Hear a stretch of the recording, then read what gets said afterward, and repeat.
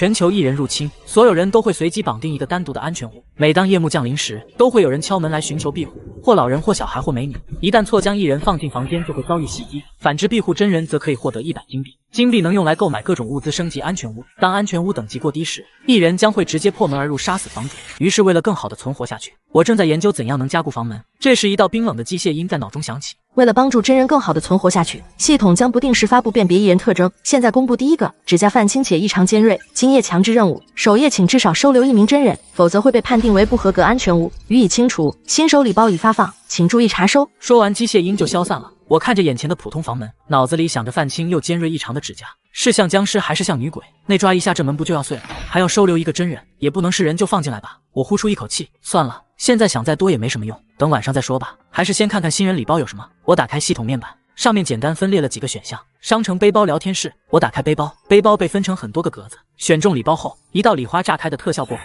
背包里多了几样物资：10盒红烧牛肉味自热米饭，1箱纯净水，1台手摇收音机，1把 AK47突击步枪，4盒共120发子弹。我激动得差点喊出声，马上将步枪拿在手中，枪身冰凉，沉甸甸的金属质感，摸着就安全感十足。刚才那点不安瞬间烟消云散。我摸摸肚子，现在还不饿。先检查下这个随机分到的房子，这是个2居室公寓，门窗很普通，阳台护栏也不结实。要是一人强攻，根本撑不了几分钟，要赶紧赚金币升级才行。我透过猫眼往外看，楼道一片漆黑，只有应急灯发出微弱的绿光。这时机械音又响了起来。夜晚已来临，访客即将抵达。我马上握紧步枪，要来了。门外这时响起一阵急促的敲门声，一个带着哭腔的女声伴随着咚咚的敲门声。有人吗？求求你快开门，我快撑不住了。听见是个女生，我暗中松了口气。男女力量差异大，即使这个女生有问题，我也有把握开枪。透过猫眼往外看，楼道里灯光太暗，只看到一个纤细的身影，浑身都在哆嗦，看着确实像被逼到绝境的真人。站在原地别动，把手伸到门缝里来，我要检查指甲。全球艺人入侵，所有人都会随机绑定一个单独的安全屋。每当夜幕降临时，都会有人敲门来寻求庇护，或老人，或小孩，或美女。一旦错将艺人放进房间，就会遭遇袭击。反之，庇护真人则可以获得100金币。此时，我的安全屋迎来了第一个访客。站在原地别动，把手伸到门缝里来，我要检查指甲。要是他犹豫或者不肯伸手，那我绝不啰嗦，直接开枪。门外的女生没有犹豫，马上就把手伸到门缝里。我打开手电，强光下淡粉色的指甲光滑圆润，没有半点泛青，也不尖锐，心里稍稍放松了下，但还是没有放下枪。进来。我把门打开，枪口对准她的胸口。女生一进门就双手捂脸，哭得一抽一抽的。她穿着一件白色的 T 恤，淡蓝色的紧身牛仔裤，勾勒出纤细的腰肢和流畅的腿型。我把门反锁好，往后退了2步，拉开安全距离，语气冰冷：别装哭了，你是谁？现在外面什么情况？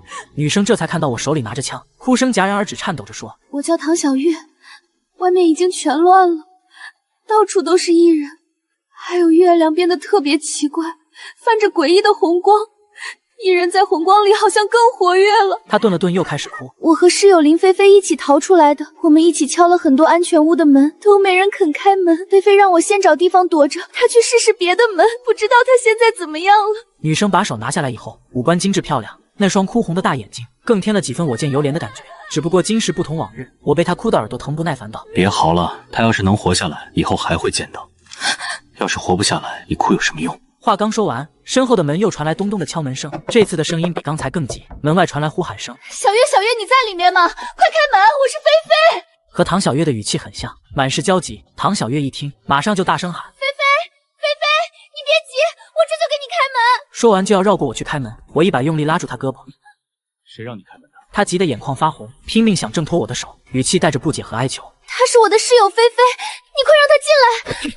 我一把推开他：我是房主，让谁进来我说了算。他哎呦一声倒在了地上，我没理会他，透过猫眼看外面，外面站着一个稍矮的女生，把对唐小月的说辞也对她说了一遍。她犹豫着没有动，我心下觉得不好，这个女生有点奇怪，怕是艺人。这时唐小月在我身后急道：菲菲，你快把手伸过来，只要看一下就能进来了。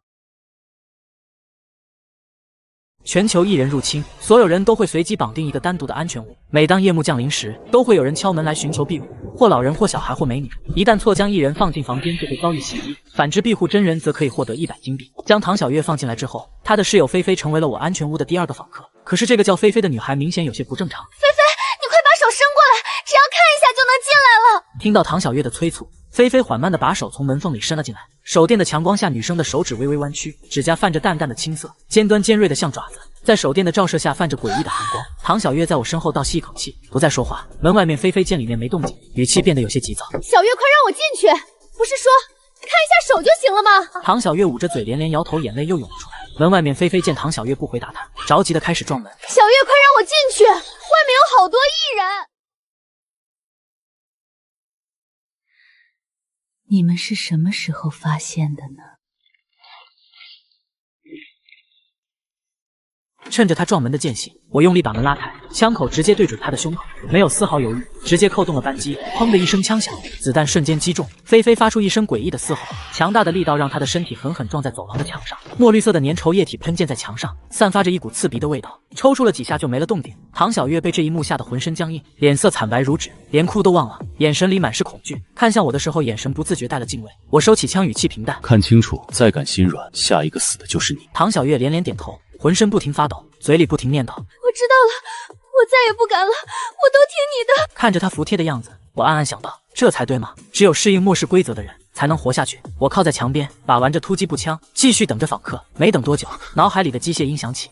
首页访客拜访结束，开始结算庇护结果。房主陆哲1获得奖励金币，首杀一人奖励礼包1个，可在系统商城进行消费。听到金币到账的瞬间，心里悬着的石头终于落了地。我立刻打开商城面板，毫不犹豫的直接点了门窗加固服务，刚好100金币。确认购买的瞬间，一阵轻微的装修噪音响起，声音不大，能清晰的感觉门窗都在震动。装修结束后，我伸手推了推大门，触手厚重，再也不是之前那种轻飘飘的门板了，窗子也变成了不锈钢，看着就结实。夜色越来越深，我走到客厅窗前，扒着窗户往下看，外面依旧一片漆黑，月亮的红光透过玻璃照进来，末世悄然而至。是否打开首杀礼包？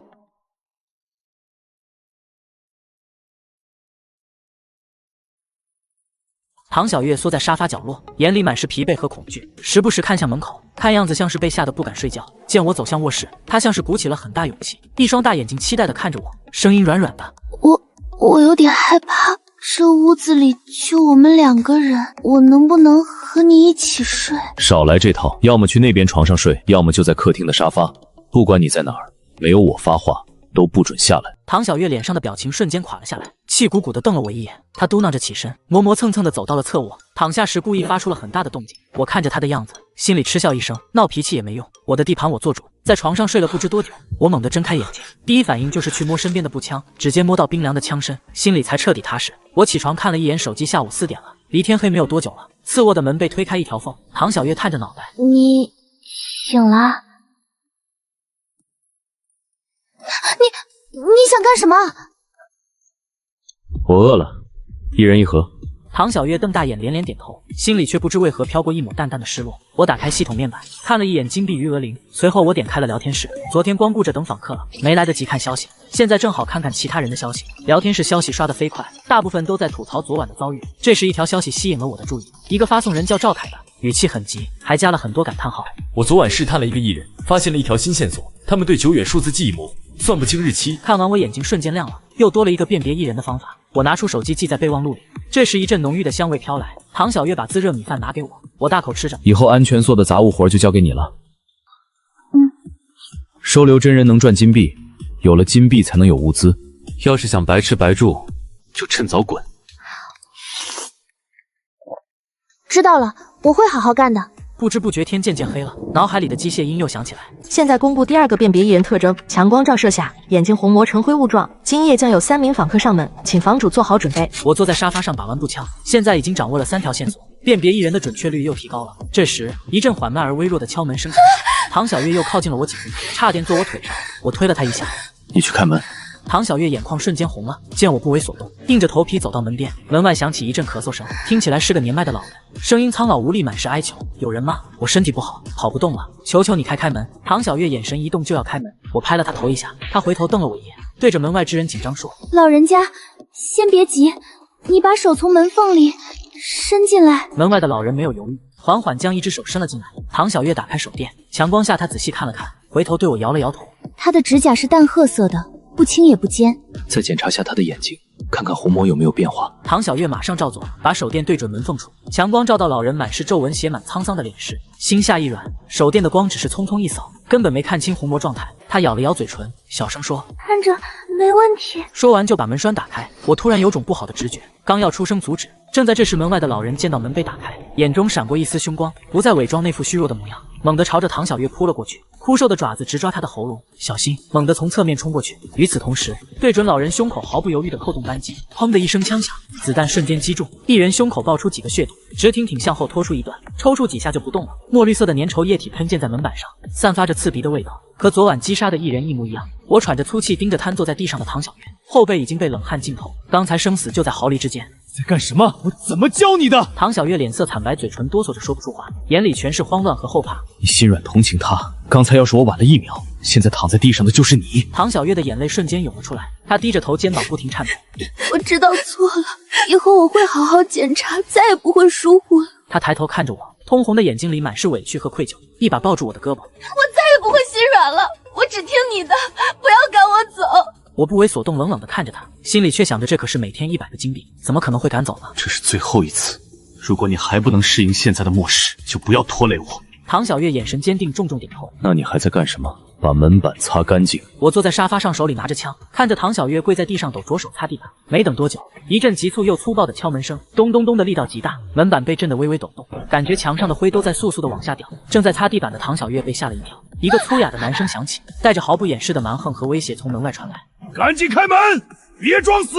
老子是真人，再不开门进去你们就完了！我听着眉头一皱，这语气根本不像被逼到绝境的幸存者，反而像是街头恶霸，仗着自己有点力气就想恃强凌弱。唐小月眼神里闪过一丝恐惧，下意识往我身边靠了靠，小声说：“他听起来好凶。”我拍了拍他的胳膊，示意他冷静，语气冰冷：“怕什么？是真人还是异人？查过就知道。就算是人敢在这里撒野，也照样收拾他。”门外的人见没人说话，语气更凶了，狠狠踹了一脚门板，砰的一声，里面的人听见没？再不开门，老子就砸门了！唐小月深吸一口气，手里的手电紧紧攥着，随时准备检查，压低声音喊道：“别嚷嚷，把手伸到门缝里来，检查完没问题就放你进来。”门外的男人骂骂咧咧了几句，不耐烦将一只手伸了进来，语气嚣张：“查，给你查！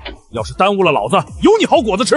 我凑到门缝边，借着唐小月手电的光，仔细看了看她的指甲淡黑色，修剪得很短，不清也不见，符合真人特征。唐小月又把手电对准她的眼睛，仔细照了照，回头对我摇了摇头：“虹膜是正常的，不是灰雾状，是真人。”唐小月打开门缝，语气依旧紧张：“进来吧。”男人一把推开房门，大摇大摆地走了进来，身材高大魁梧，脸上带着一道狰狞的刀疤，手里还攥着一把弹簧刀。进门就四处张望，眼神贪婪地扫过茶几上的弹药和剩下的自热米饭，嘴里嘟囔着：“妈的，没想到这破公寓里还有这么多好东西，看来老子来对地方了。”他转头看向我和唐小月：“从今天起，这安全所归老子了。哼，你俩给老子当跟班，负责找物资、守大门，敢不听话，老子一刀！”说着，他还晃了晃手里的弹簧刀，刀刃在灯光下泛着寒光，显然是没把我们放在眼里。唐小月吓得浑身发抖，下意识躲到我身后，而我则依旧站在原地，手里的步枪微微抬起，眼神冰冷的没有一丝温度，心里的杀意瞬间涌了上来。敢在我的地盘撒野，还想抢我的物资，占我的安全屋，简直是自寻死路！我冷笑一声，把步枪对准他：“是吗？我也该让你知道一下什么叫真理了。”见状，男人额头划过一滴冷汗。拿个破玩具在这忽悠谁？不等他说完，我便扣动了扳机。男人瞪大眼睛看着还在冒烟。你居然真的敢！说完，男人便倒在地上，流出嫣红的血液，证明此人并非异人。可即便是正常人类，我也绝对不是来者不拒。房主是我，也只能是我。任何一个有可能威胁到我安全的存在，我都会将其解决。唐小月也并未对我的行为表达任何不满，只是偏过头去。现在我们只用等最后一个人了，是吗？我指向走廊远处的拐角。不用等了，刚才有人在角落偷看，应该就是第3个来访者，他已经被吓跑了。我回到房间锁好门，此时脑海传来系统提示音：今夜来访者已全部结束拜访，开始结算地庇护成果。因为没有新的幸存者加入，我拿到的依然只有100金币。现在食物和水暂时充足，所以我决定先把钱攒起来。金币到账意味着今夜的危机已经结束，我紧张了一整晚的神经也终于松懈下来。刚闭上眼睛准备睡觉，敲门声再次响起，我的头皮开始发麻，不想下床开门，可熟悉的机械音又响起：神秘访客抵达，请房主10秒内开门迎接，否则访客将无视防御强行进入。我自然不想第一个上去锁，便想着让唐小月去帮我开门。打开灯一看，发现此时的唐小月翻着白眼，已经被吓晕了。我咒骂了一声，只得拿着枪跳下床，将门缓缓拉开。老子手里有枪，谁在门外打扰老子休息？门缝的上方传来了一个男人的声音：很抱歉，先生，打扰到了您的休息，但我依旧希望您可以把枪放下，冷静地和我交谈。我循声朝上望去，看到来者的真容后，两眼一黑，居然是个身高6米的银袍男。男人脸色苍白，面带微笑：我先生，请您如实回答我的问题。您的房子里面有除了您以外的人吗？面对这个超自然的恐怖存在，我甚至没有想反抗的念头，只能硬着头皮看了他一眼。宿舍里还有一个叫唐小月的女生。我的话音刚落，男人脸上的笑容瞬间凝固。那您可真是幸运啊！2天后我还会再来拜访，希望那时您的房屋中能有2位或以上的住客。说完，瘦高男人便消失在走廊尽头。我心中一阵后怕，要是自己昨晚没有收留唐小月，那么等待我的肯定不是什么好结果。今晚的神秘访客让我重新定义了末世强度。原来在末世里还有这种无法理解的恐怖存在。我躺在床上辗转反侧，天快亮了才闭上眼。当我再次醒来时，窗外天色已经渐晚。我打开了聊天室，一个叫赵凯的房主发出一连串消息。我为了搞清楚艺人到底是什么，故意放了一个进房子。艺人对于久远的记忆很模糊，会出现常识性错误。赵凯的消息分享完后，群里顿时刷屏好人一生平安。我也赶紧记下这个辨别艺人的新方法。时间来到了6点，脑海里响起了机械音。今天我要给各位隆重介绍一群英雄，那就是初尾应急部队。他们的研究人员发现，艺人的眼睛会呈现出红肿状态。今夜有3位访客到来，请各位房主做好辨别。初尾应急部队会继续为人类存续而战，祝各位平安活过今晚。我看着电脑屏幕若有所思，今天宣布了一个新的辨别方式，也就是说之前的办法有可能会失效。艺人为了逃脱检查也在进化，有了前2晚的经验，我已经没有那么紧张。打开游戏等待访客的到来，直到12点。门外才传来敲门声，唐小月走到门边开了一道小缝，一个衣衫褴褛的老人站在宿舍前。小姑娘，你能让我进去吗？我快走不动路了。闻言，唐小月点了点头，可以是可以，但得辛苦爷爷先做一下检查。说完，唐小月举起手电筒对准老人眼睛，强光照射下，老者的虹膜瞬间变成灰雾状。见状，唐小月直接将门关上锁死。门口那个老爷爷应该是艺人。我拍了拍唐小月的肩膀，干得不错，你成身的很快啊。唐小月的转变让我十分欣慰。虽说我作为房主，接收幸存者可以让我从中获利，但我当然更想接收有用的人。时间一转眼就到了凌晨4点，距离天亮只有1个多小时了，可今晚却才来了一位访客。我靠在椅子上闭目小憩，就在我快要睡着时，敲门声再次响起。我迅速进入状态，拿枪躲在房门后面当老六。唐小月将门拉开一道缝，可等她探出头后却愣了一下，因为最后2个访客是同时来的，并且还是一对父女，女儿正躲在父亲身后哭泣。中年男人目光诚恳地看向唐小月：“这是我的女儿小薇，请问您房子还有空位吗？如果有的话，求求您收留一下她吧。”听后，我端着步枪走到门口，空位倒是有，不过想进来的话，必须要先接受我的检查。男人点点头后，将女儿朝前推了一把。规矩我们懂。唐小月打开手电筒照向小薇的眼睛，发现她的整个眼球都十分红肿。唐小月立刻惊恐地看向我，她眼睛是红的。闻言，我将枪口对准了门口的小薇。你装的倒是挺像啊，老子差点就把你放进来了。小薇吓得蹲在地上不停地哭喊，她的父亲赶紧摆了摆手：“不可能啊，帅哥，这肯定是有哪里搞错了。”唐小月抓住我的胳膊：“这妹妹好像从刚才就一直在哭，你说她的眼睛是不是被哭红的？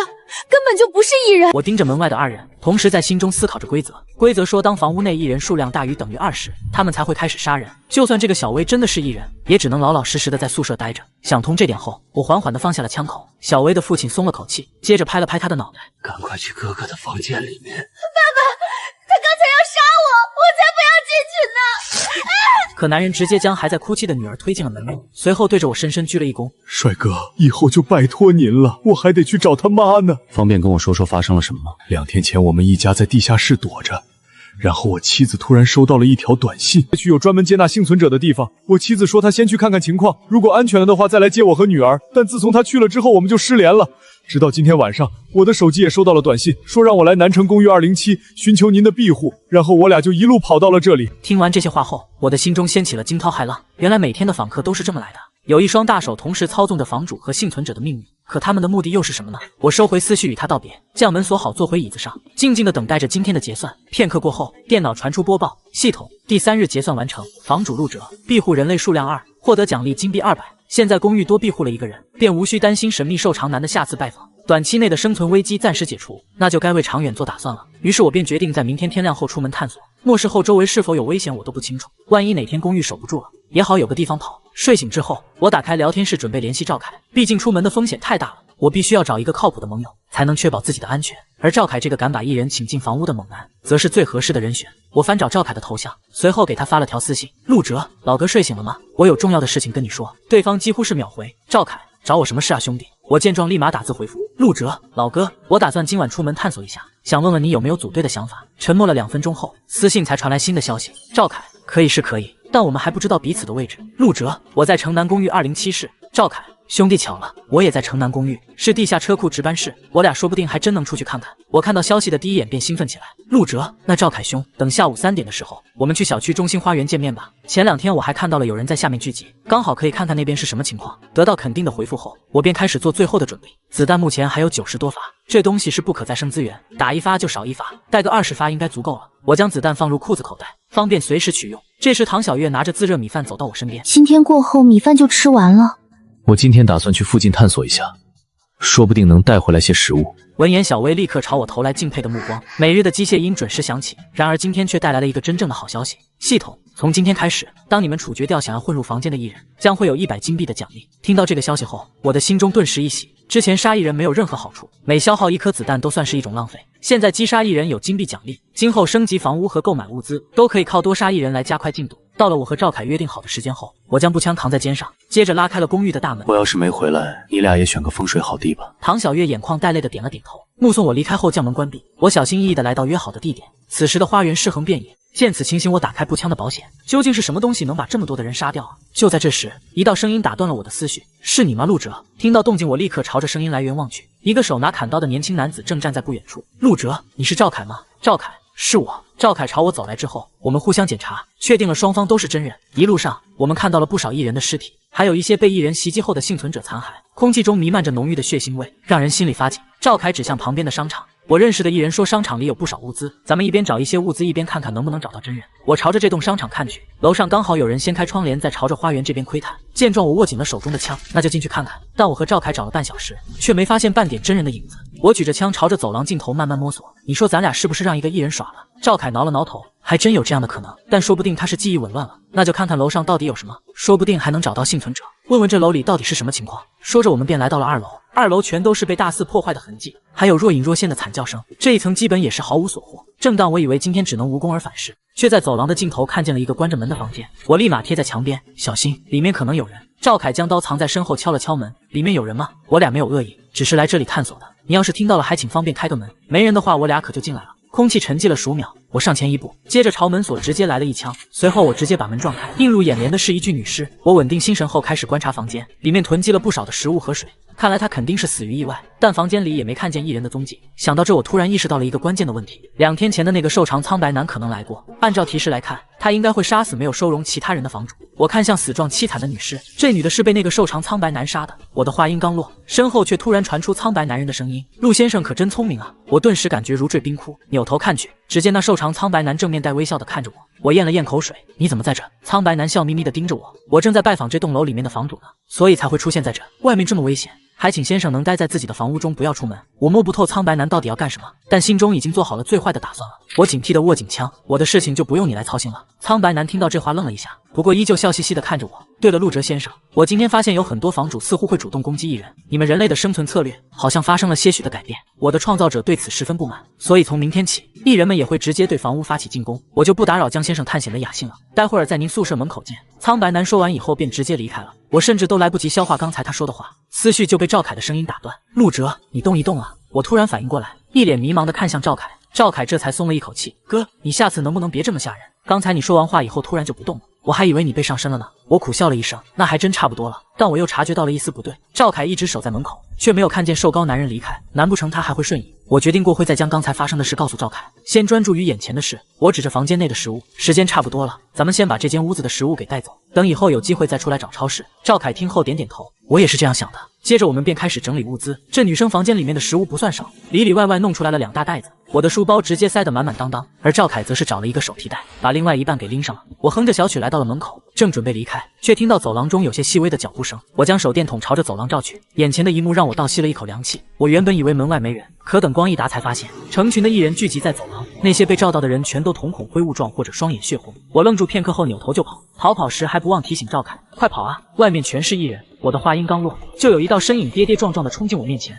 我抬手就是一枪，那艺人的头连带着肩膀被直接崩飞。随着枪声的响起，外面的其他艺人也蜂拥而至，场景堪比高中生去食堂抢饭，想从楼道逃跑已经不可能了。赵凯打开窗户，直接从2楼跳了下去。见状，我心一横，跟在赵凯后面跳了下去。我们立马朝着各自房屋开溜，甚至都来不及打声招呼。我看着那些艺人像下饺子一样从2楼窗口涌出，汗毛都竖起来了。我骂了一声后，继续朝着自己的宿舍楼跑去。此时艺人和我的距离差不多1000米。好在我并非是天天办公的社畜，这点距离对一个身强力壮的男大学生来说是要命的。可才跑了5分钟，我已经感觉要把肺给喘出来了。这都多久没跑过了？累死我了！死腿，快跑啊！身后的一人正在步步紧逼，好在我手上的步枪也不是烧火棍，每次快要被追上的时候，就会往身后放2枪，等子弹消耗的差不多了，我也终于跑到了宿舍楼下，朝上看去，唐小月在阳台上对着我挥手，陆哲哥快拽住绳子，咱们这栋楼里面也有一人，千万别走楼梯上来。闻言我立刻把绳子捆在腰上，唐小月一把抓住绳子，接着看向身旁的小月，快跟我一起拉。接着2人使出吃奶的劲将我拉了上去。而追到楼下的艺人只能不甘地看着我上升，劫后余生让我笑出了声，对下方的艺人比了个国际友好手势，还想弄你陆爷爷，再练2年吧。然而一直稳步上升的我突然感到一阵失重感，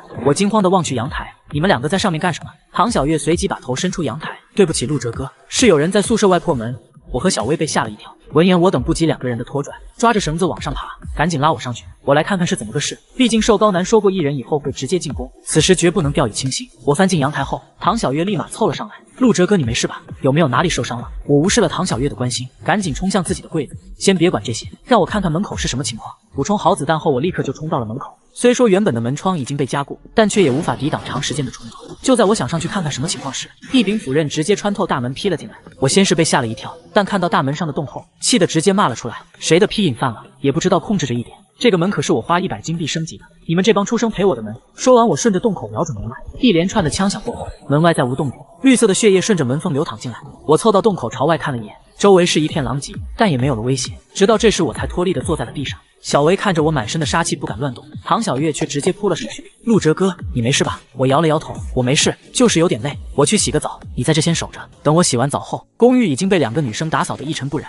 因为刚才杀了一堆艺人，我便想着查看一下房主面板，看看是否会计算奖励。果不其然，电脑屏幕上写着几行字：系统，今夜来访者已全部结束拜访，开始结算第4日庇护成果。房主陆哲，庇护数量2，清除艺人数量8，获得奖励金币800，击杀礼包2。我清点了一下击杀数量，发现只有杀掉那些想要破门的艺人，才会被给予奖励。我又点开击杀礼包的介绍，击杀艺人时的特殊奖励，开启礼包可能会获得任意奖励。懂了，这是打怪爆出来的装备。我立马点开了房主面板，将其中一个礼包打开。系统，恭喜您获得升级卡1张，可将任意物品免费升级至下一等级。拿到升级卡后，我心中一喜，这东西不错啊，不过用来升级门的话就有点亏了，还是留到以后再用吧。接着我又打开了一个礼包，这次获得了一些基础建筑材料，也还算不错了。我思考着未来可能面临的威胁，只提升大门肯定是不够的，要想办法升高安全屋的反击能力。想到这，我打开了商店选项，开始翻找商店类别，突然看到了其中一个选项炮塔。我点开一看，里面是各种主动防御武器，从人为操作的弓箭塔到能够发射炮弹的炮塔，这里面应有尽有。越高级的炮塔所耗费的资源和金币也就越昂贵。除此之外，炮塔的安装也有着必备的指标，其中最为重要的就房屋面积，面积不够大肯定安装不了高级炮塔，不然一炮下去能不能弄死艺人不知道，但一定能把我的宿舍给震塌。我现在唯一能造的就是简易弓箭塔。我打开弓箭塔的介绍，简易弓箭塔需要1人操作，1人装填，可对无防护目标造成杀伤。建造弓箭塔的材料大概需要2000金币，但好在我刚才从礼包中开出了不少的材料，剩下的自己再补600金币就能把弓箭塔给造出来了。随后我又将剩下的500金币全部用于升级门窗，升级门窗成功，开始安装。随着系统的提示传出，门外传来一阵装修声。10几分钟的嘈杂过后，公寓的大门换成了一个大钢门，门上猫眼变成了观察窗，还有能将武器伸出去攻击的洞口。我兴奋地看向唐小月，这可比之前的大门有安全感多了。之后我再也不用以身犯险去检查访客了。唐小月听后气鼓鼓地瞪着我，你什么时候以身犯险了？明明每次都是我去开门。我轻轻地拍了拍他的头，不要在意这些细节。随后我又打开了仓库面板，安装弓箭塔。足足过了差不多半个小时的时间，弓箭塔才终于建造完成。建造完成的那一刻，宿舍中突然响起了系统的声音：恭喜房主将宿舍防御等级提升至3级，房主已拥有庇护更多人的能力，每日幸存者结算奖励增加100金币。闻言我惊喜万分，升级以后还有这种奖励吗？从明天开始，我每庇护一个幸存者就能给结算200金币了。小维和唐小月也十分开心，唐小月直接扑到我的身上，在我的脸颊上吧唧一口。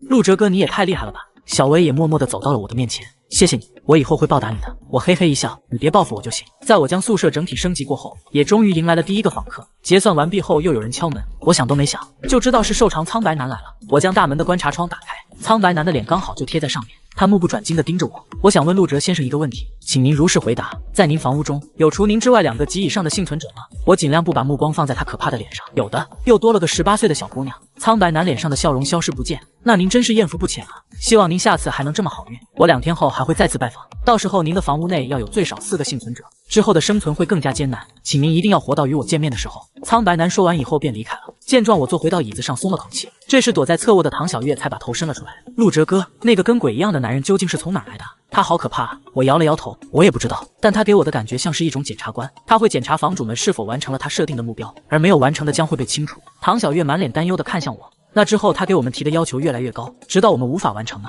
我叹了口气，那我也不知道。接着我话锋一转，不过我觉得一定会有办法的，只要活着，咱们就还有机会。我的房屋能升级，总有一天会升级到一人无法破开防御的程度，我们说不定能一直坚持到末世结束呢。我说完以后，唐小月立马就扑到了我的身上。陆哲哥，有你这句话我就不怕了，我和小薇都相信你。折腾了一天，我们都累极了，在升级后房屋的保护下，我难得睡了个安稳觉。第二天醒来后，我照常坐在了沙发上，看着聊天室聊天记录，我打字询问兄弟们还好吗？我感觉大家都不到群里面说话了，回应我的只有少数几个房主。房主甲，有没有可能大多数房主都死了？房主乙，咱们这些算运气比较好的。房主丙，还真是。我查看了一下区聊天室房主群，里面70%的头像都已经灰了，剩下的也只有30多人还活着。好在赵凯的头像依旧是亮的，这时他也在群里冒了个泡。无论如何，大家都先尽力活下去吧。今天的播报快开始了，先干正事。随着时间到达6点，播报也准时开始，冰冷的机械音准时响起。我现在听到这个声音就有些恶心，因为听到它就代表着灾难依旧进行，所有人还需要在末世中继续挣扎。系统，各位幸存者们，真是久违了。继昨天宣布杀死1人可以获得奖励之后，大家有没有对此进行过尝试呢？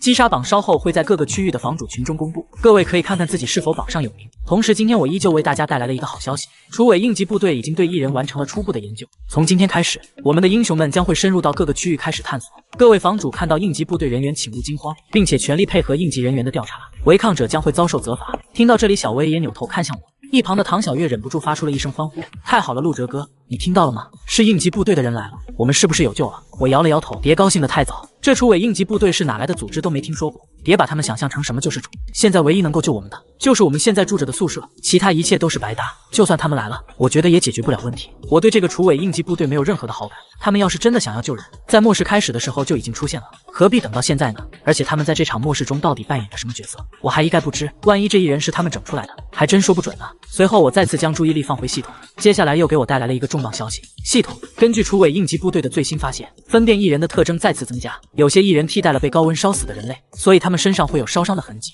今日将会有5名来访者，各位房主在甄别时一定要仔细检查。说完，机械音消散了。H 1人的击杀榜也出现在了群聊之中。我看了一眼，果不其然，自己以昨天6个击杀荣登榜首。我对此早有意料，所以并不算很惊讶。可第2名不是赵凯，才让我提起了兴趣。王平，我从来没见过这个名字，只要在群里面说过话的人，我多多少少都有一些印象。难不成这家伙一直潜水到现在，一句话都不说吗？这时，小薇站在阳台边注视着下方，似乎看到了什么东西，扭头看向我的方向，惊愕大喊：“你俩别聊了，快过来看看下面广场，有一堆穿着防化服、背着枪的人。”我和唐小月立刻来到阳台，朝下眺望。原本躺满死尸的广场上，现如今停放了7、8辆皮卡车，车上下来了几十名身着防化服、身后背着枪的士兵，他们正把周围的尸体搬运到车上。很快，广场上就不再那么触目惊心。看到这一幕的不只有我，其他幸存者看到楼下的士兵后，都爆发出了欢呼声。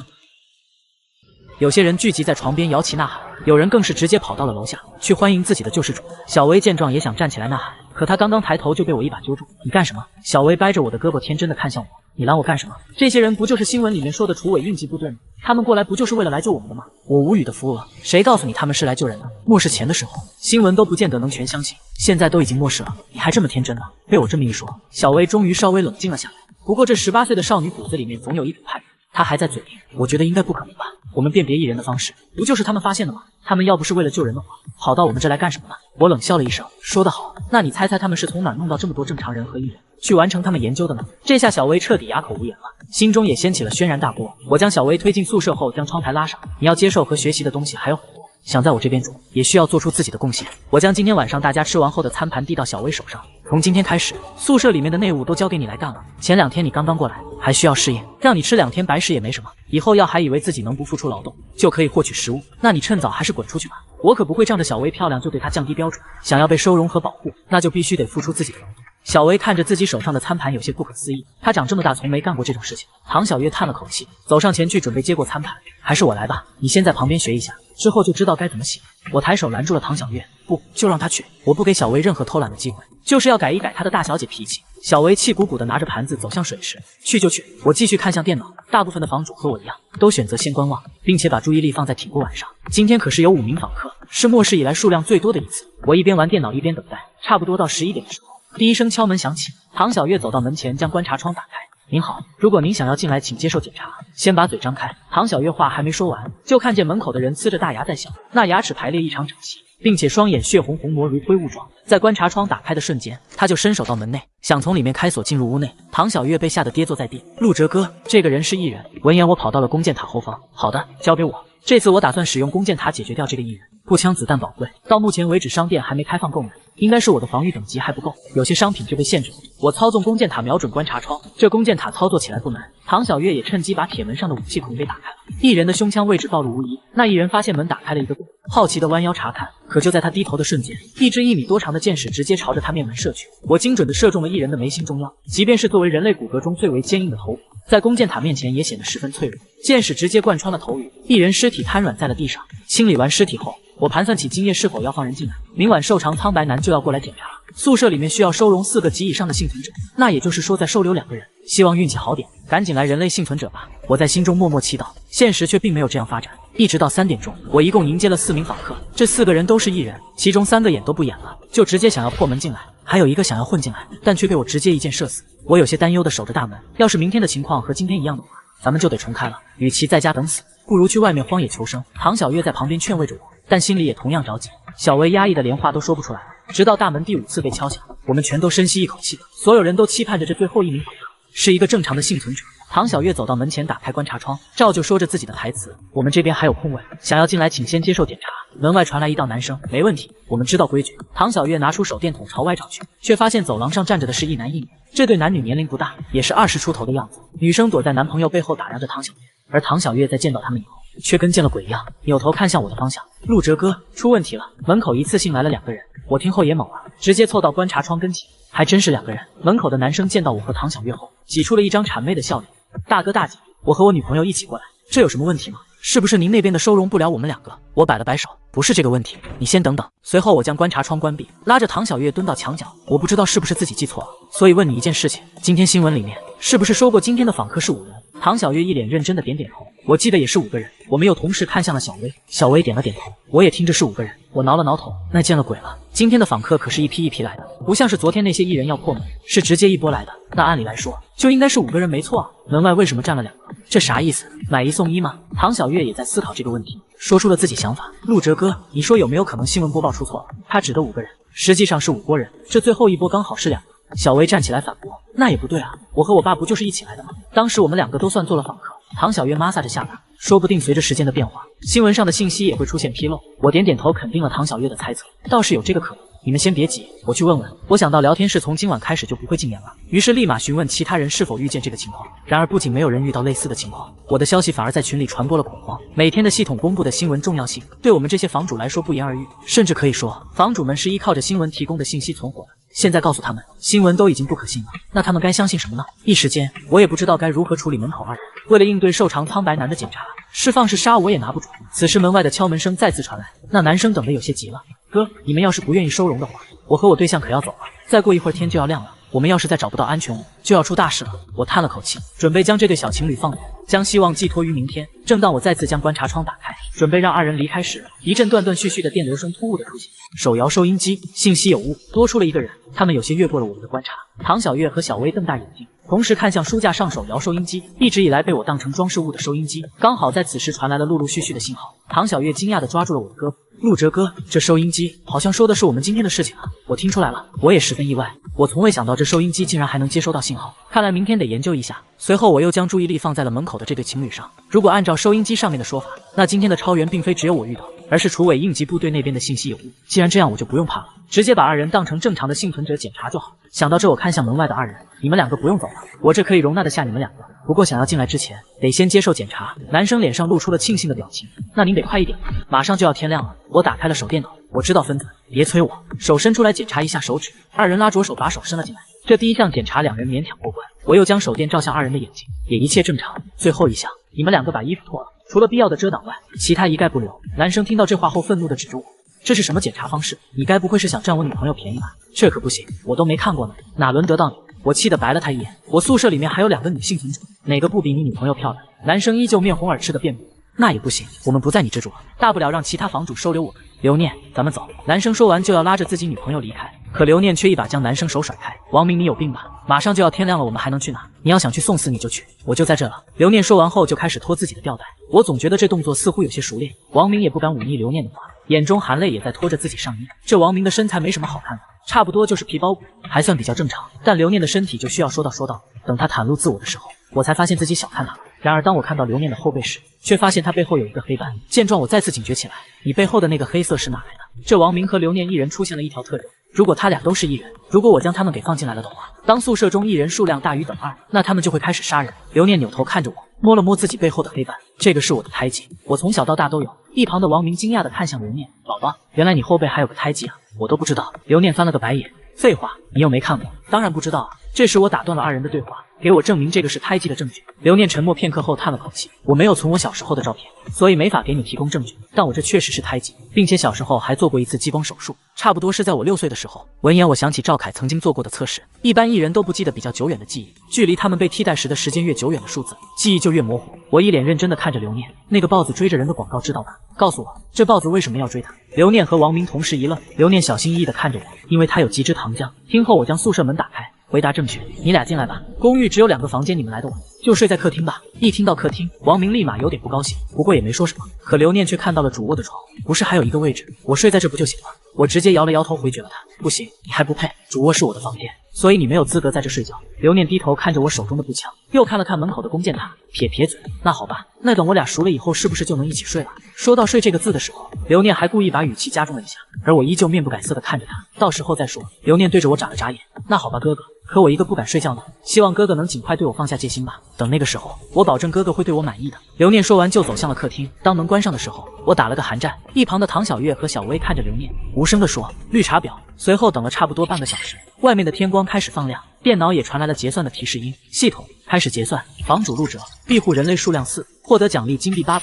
听到这里，我心里的石头终于落了地，我也终于能休息了。第2天下午，我又思考起了食物的问题。上一次我出门弄回来的食物可以供我们吃5天左右，但现在多了2张嘴，这些食物就只能支撑3天了。吃完之后到底是出门探索，还是直接从商店里面买？我也在思考这件事情。外界虽说是危机四伏，但却并非没有人类在地面活动，那些厨委应急部队不就是吗？所以对于这点来说，我更倾向于去外部收集，宝贵的金币则用来升级房屋。于是我做出决定，等今晚的瘦长苍白男检查完之后，明天叫着赵凯再出一趟门吧。瘦长苍白男的到访比预想中早了1刻钟，走廊里没有半点脚步声，那道惨白的脸就那样突兀地贴在观察窗上，冰冷的视线扫过公寓里的4个人，没有多余的废话，只冷冷地看了我一眼，丢下一句。2天后，6人便如同来时一般悄无声息地消失。他走后，公寓里的气氛依旧凝滞。王明缩在沙发一角，脸上满是惊惧。刘念倒是镇定，倚着墙把玩着头发。我看向唐小月和小薇，叮嘱道：明天一早，我和赵凯出去寻找物资，顺便找找能收留的幸存者。你们2个守着公寓，敢有半点疏忽，后果你们清楚。2人重重点头。王明却怯生生地开口：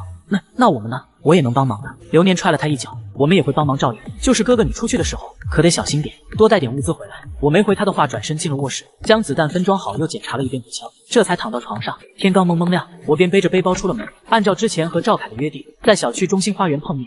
花园里的尸体已经被厨委应急部队清理干净，只留下满地的暗红色污渍和刺鼻的血腥味。赵凯正靠在一棵枯树旁，手里的砍刀磨得锃亮。看到我来了，他咧嘴一笑，露出一口大白牙。昨晚那鬼东西又来找你，我也被通知了，2天后要5个人，这门槛是越来越高了。我拍了拍他的肩膀，边走边说：我们朝着小区外的大型商场走去，那是我们昨晚商量好的目的地。商场里物资充足，足够公寓里的人吃上好一阵子。厨委应急部队的人你怎么看？昨天他们清理了花园的尸体，不少房主都下去投奔了。赵凯的脸色沉了下来，啐了一口：一群来路不明的东西。我昨晚看到他们把尸体拉到了城郊的仓库，根本不是什么处的，更像是运去研究。我怀疑异人的出现和他们脱不了干系。这话和我心中的猜测不谋而合。我点了点头。2人一路警惕，避开了几波游荡的异人。这些异人似乎比之前更聪明，有的甚至学会了躲在楼道里伏击。好在我们2人配合默契，我用步枪远处射击，赵凯用砍刀近身搏斗。一路下来，倒是解决了3个异人。系统提示的金币入账声成了末世里最动听的声音。半个多小时后，我们终于抵达了商超。商超的卷闸门半拉着，里面黑漆漆的，透着一股阴冷的气息。门口横七竖八倒着不少购物车，还有几具异人的尸体，墨绿色的血液流了一地。我和赵凯对视一眼，赵凯掂着砍刀率先钻了进去，我端着步枪跟在后面。打开手电，里面一片狼藉，货架倒了一地，零食饮料洒得到处都是，空气中混杂着食物过期的腐烂味。我用手电扫过四周，突然发现货架后面有一道微弱的身影，正缩在那里瑟瑟发抖。我大喝一声，步枪对准了那道身影。谁？那身影被吓了一跳，抬起头露出一张满是泪痕的脸，是个20多岁的女生，怀里抱着一个小女孩，看起来不过5、6岁。两人的脸上满是灰尘，眼睛里都是恐惧。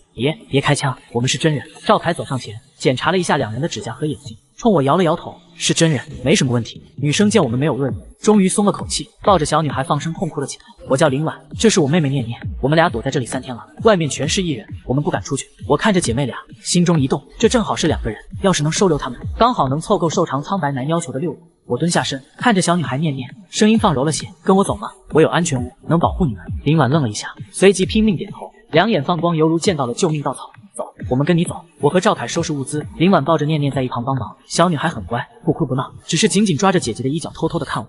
超市里的物资比预想中更多，我装了满满2个背包，饼干罐头、矿泉水，这些东西足够公寓里的人支撑半个月。回到公寓，唐小月和小薇看到我带回了2个人，还有满满2背包的物资，都露出了惊喜的表情，欢喜的过来帮忙。王明和刘念也凑了过来，看到林婉母女，刘念嘴唇动了动，最终却没说什么。公寓里一下子挤了6个人，感觉有点转不开身，不过也算暂时满足瘦长苍白男的要求。对于能活下去，拥挤点也不是那么难以接受。唐小月走到我身边，递给我一瓶水，接下来打算怎么办？那鬼东西下次指不定要多少人。我喝了一口水，看着天边依旧泛红的月亮，眼神坚定，守好这公寓，多找些幸存者升级防御。不管是异人亦或是那瘦长苍白男，想要动我的人，就得先踏过我的尸体。说话间响起敲门声，我一愣，看了下时间，正好是12点。现在应该是睡觉的时间才对，怎么会有人来敲门？难道异人已经进化到能在白天来访了？带着疑问，我警惕地打开门上的观察窗，看到在门口的是2个穿着生化服、拿着枪的人，是厨艺救援队。他们其中一人说，明天我们会从你这带走1个人，今天是先来通知你的。我一愣，凭什么要给你们？我们是通知，不是征求你的意见。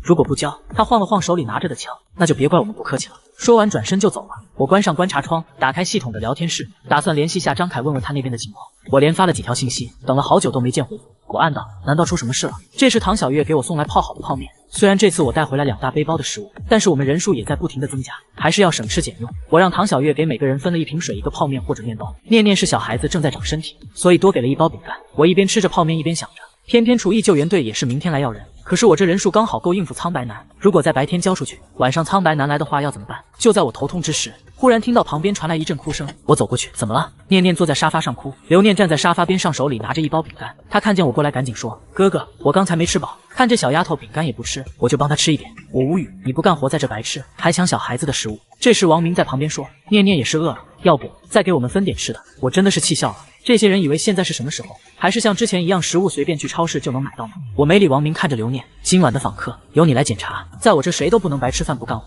刘念一听，贴了过来，哥哥，是你和我一起检查访客吗？我一把推开他，是你自己。说完，我走到念念身边，对抱着他的林婉说，对付异人你不敢反抗，怎么别人欺负到头上你也不敢反抗了？林婉看着我红着眼眶，我看着他们顿时感到头大。我回到卧室，这时唐小月进来，陆哥，明天你想交谁出去？我拍了拍他的头，这个厨艺救援队现在还不知道是什么来路，他们要这个人去干什么也没说清楚。不过你放心，无论如何我也不会把你交出去。他这才放心的出去。转眼到了晚上，我让唐小月看着刘念，免得他万一放异人进来就糟了。小维操作弓箭塔，让他们互相配合。我打开系统聊天室，果然大家都在讨论明天要交出1个人的事。房主甲，这个厨艺救援队是哪里来的？有人知道吗？房主乙，明天要交出1个人，各位房主你们选好了吗？房主丙，他让交就交啊，老子就不信了，不交能怎么样？我仔细看过，经过这几天，只有20几个房主是在线状态，信息还在不停刷新，私信里张凯还是没有回复我。这时唐小月叫我，陆哥，我赶紧走出卧室。怎么了？唐小月擦着脸上的汗，今晚来访的异人有点怪，力气比昨天大了很多，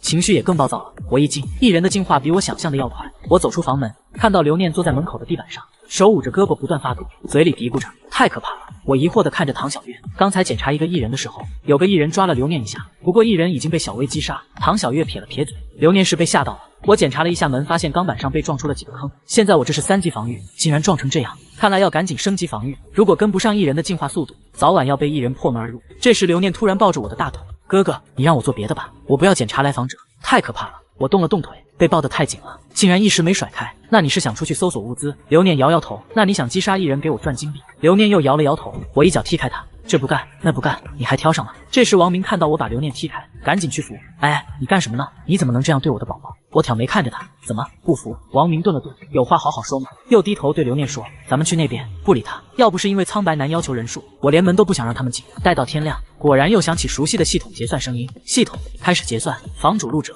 庇护人类数量6，获得奖励金币800，获得击杀奖励400，获得击杀礼包星号2。看到击杀奖励，我一阵惊喜，今晚是小薇在操作弓箭塔，没想到也能结算奖励，难道是因为使用的是系统弓箭塔？这个等着后面再验证一下。可是我又疑惑的抬头看着林婉和林念念，为什么庇护他俩没有奖励金币呢？从人数看，他们明明是真人。这时我注意到系统旁有个红色的感叹号，我点开一看，安全屋庇护人数超出现有能庇护数量，需要提升等级，并提升安全屋舒适度，可以增加结算金币。我才恍然大悟，原来安全屋的庇护人数是有限制的。我看着眼前这个房屋的空间确实是太小了，不要说舒适度，现在几个人都不能同时在客厅活动。我点开系统，看着账户里面的余额，金币数量还不够。我现在紧急的事情有2个，一个是要尽快提升安全屋的防御，一个是要提升安全屋的庇护人数。如果把舒适度提升上来，还能增加金币数量，也就是说，如果人数足够多，那我每天能得到的金币是源源不断的。而提升防御可以放在明天或者后天有更多金币的时候。想到这，我果断点开商店的升级页面，找到升级房屋，点中增加卧室和侧卧。房子突然微微的震动起来，在卧室和侧卧的旁边的位置发出了装修的声音，空气中仿佛有个透明的墙在阻挡。等了差不多半个小时后，装修的声音同时停止。我看着卧室和侧卧旁边多出来的一扇门，打开走了进去，都多出大概50平的样子，能分别放4张床。我在商店买了床放上去，又买了8个小桌子放在床的旁边，其他的就暂时先不买了。现在能有个干净的床能躺着睡觉已经是非常舒适了。我把原来的卧室命名为1号卧室1号侧卧，新增加的命名为2号卧室2号侧卧。王明看着新增加的卧室和侧卧，高兴地说：“我和宝宝可以到这里住吧？”我点了点头。这间卧室你俩还有你俩。我手指点了点王明和刘念，又点了点林婉和念念，你们4个一起住。刘念嘟着嘴，哥哥，这间卧室这么多人，我想和你一起住，要不然我去那个2号侧卧也行。我平静地看着他，你不想睡床那就继续睡在客厅。刘念不情愿地进了2号卧室，我准备回1号卧室睡觉，看到小薇站在卧室门口，显然是在等我。怎么了？小薇双手握在一起不安地看着我。我看到他这样子，打开卧室的门，进来说吧。他跟进来以后连忙说，我现在已经能很熟练地操作弓箭塔了。我点点头，你学得很快，那我能算是有贡献的人吗？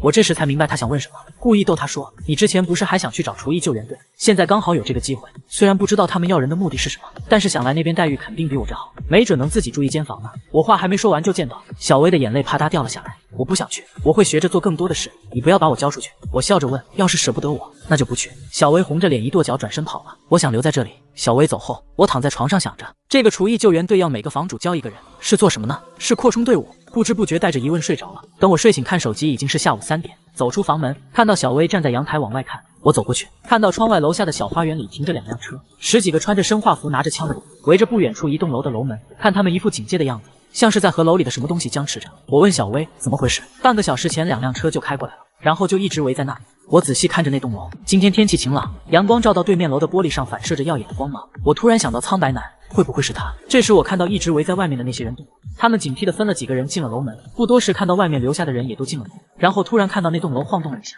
一阵强烈的爆炸声，接着就是火光，惨叫声此起彼伏，有人身上着着火从楼上跳了下来，可是太高了，那些人仍然不顾一切跳下楼，染红了楼下的地面，像开了一片红色的花朵。看到这一幕，小薇捂着嘴惊呼，我心道不好，要出大事。果不其然，不到1个小时，又来了1辆车，下来了几个人，不顾楼里的火还在烧，冲了进去。不多时，我看到他们拿着一个黑色的包走了出来，坐上车后迅速驶离。那是什么呢？能让厨艺救援队不顾这么多人命都要得到的东西。今天下午的气氛极其沉默，我坐在沙发上玩着手机游戏，其他人都在房间没有出来。如果厨艺救援队的人非要带走一个人，那就试试看谁的枪厉害。这时敲门声响起，我心里的石头落了地，终于来了。我把门打开，门外果然是身穿生化服拿着枪的队员。他们看到我开门，你们这里有几个人？还有位置吗？我一愣，什么意思？那个队员不好意思地说，我们有队员受伤了，想找个房主收留我们。我往他身后看去，果然后面有个队员，还扶着一个被烧得焦黑的人。我这倒是还有位置，要让我先检查一下。他连忙道，我明白。按照规矩检查后，我侧身让他们进来，指着2号侧卧说，你们去内吧。他俩扶着受伤的人进去了。安置好后，那个队员出来了，他介绍道，我叫冯辉，是这支队伍的队长，那个叫李强，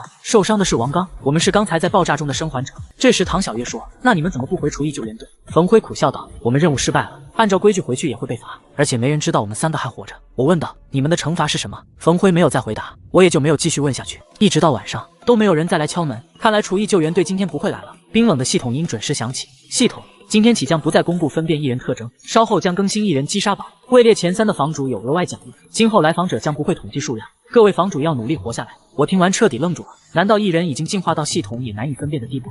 我后背冒出冷汗，系统也没办法统计今后来访者的数量了，这是出了什么事？如果没办法通过系统得知消息，那我们怎么办？这时我发现张凯回复了我的私信，张凯兄弟，我这出大事了。昨天我外出回来的时候，发现我屋里有真人被异人杀死。我一惊，陆哲，你之前没好好检查。张凯，不是，是没分辨出来。今晚我这屋里就剩下2个人了，那鬼东西来了的话，估计我也活不过今晚了。如果我明天没回复你信息，你来我这把物资全拿走了。陆哲，你来我这。张凯，不行，我试过收留其他房主，结果刚到12点那个房主自爆了，关掉私聊界面。现在快到访客拜访时间了，我不能过去帮忙，只希望张凯能躲过这次危机。这时唐小月拿着那个收音机走了过来，陆哥，这个刚才发出了声音，我接过来，收音机滋滋直响，不多时传出来一阵欢呼，有个人大声喊着：路人甲，这场战役中我们取得了胜利。然后有很多人一起欢呼的声音，又等了一会才发现再也没有发出声音了。我问唐小月，这个收音机之前说了什么？之前听到收音机响过一次，这2天没事就研究了一下，刚才调频道的时候听到这个频道在说话，但是那会好多人在说，听不清讲了什么。我把收音机放下，今晚不知道会来几波来访者，等一会大家都准备一下。好，我去通知他们。唐小月说完就走了。很快响起一阵暴躁的敲门声，门外的人似乎很急，门被敲得又震又响，还是刘念去开门检查。他刚打开观察窗，就听见他刺耳的尖叫。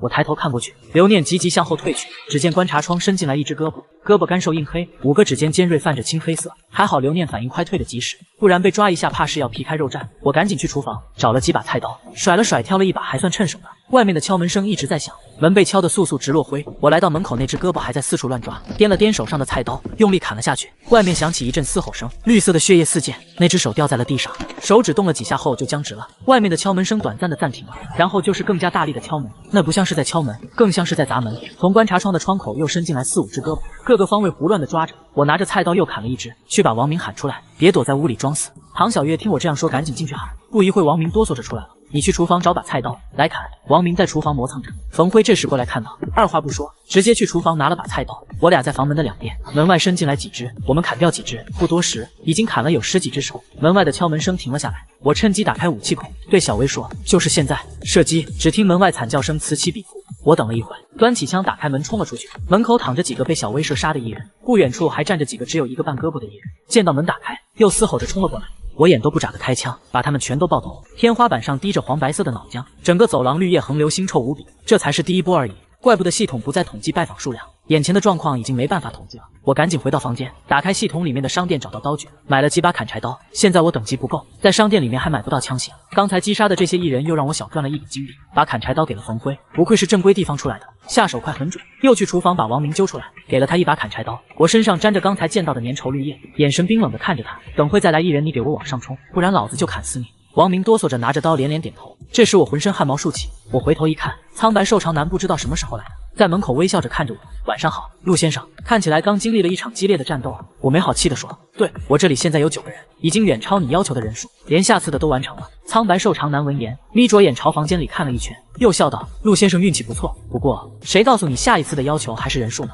我一愣，那是什么？苍白瘦长男微笑，那就等下次见面了，我很期待呢。说完就快速的离开了。我看着他离开的位置，这个苍白瘦长男到底是谁？是谁在发布任务？还没等我想完，就见走廊尽头走来了一群艺人。我赶紧关上门，招呼众人来干活了。等天微微亮，我喘息着放下枪，看着拿着砍柴刀弯腰喘息的冯辉，这是第几波了？冯辉嗓子干哑道，第4波了。还有吗？我摇了摇头。陆哲，天亮了，没有了。脑子里响了一晚的金币提示音，神经都已经麻木了。刘念，你和林婉把门口打扫一下。我看着王明，拍了拍他的肩，干得好。他顺着我拍的力道跪了下去，然后不停地干呕。我赶紧回了1号卧室，这一晚上累坏了，要去洗漱一下，睡一觉。等我一觉睡醒，看了下手机，已经是下午5点了。我想起张凯，赶紧打开私聊。陆哲，张凯兄，你怎么样了？又顺手打开聊天室，发现亮着绿灯的房主又少了一大半，只有几个人在说话。房主甲，我操，昨晚来了1波的艺人，还好我这里有个健身的大哥。房主乙，昨天厨艺救援队从我这带走了1个人，说以后每天都会带走1个人。我看了会聊天室，张凯还是没有回复我。我关掉聊天框，打算等到天亮，如果还没回复，就去找他看看。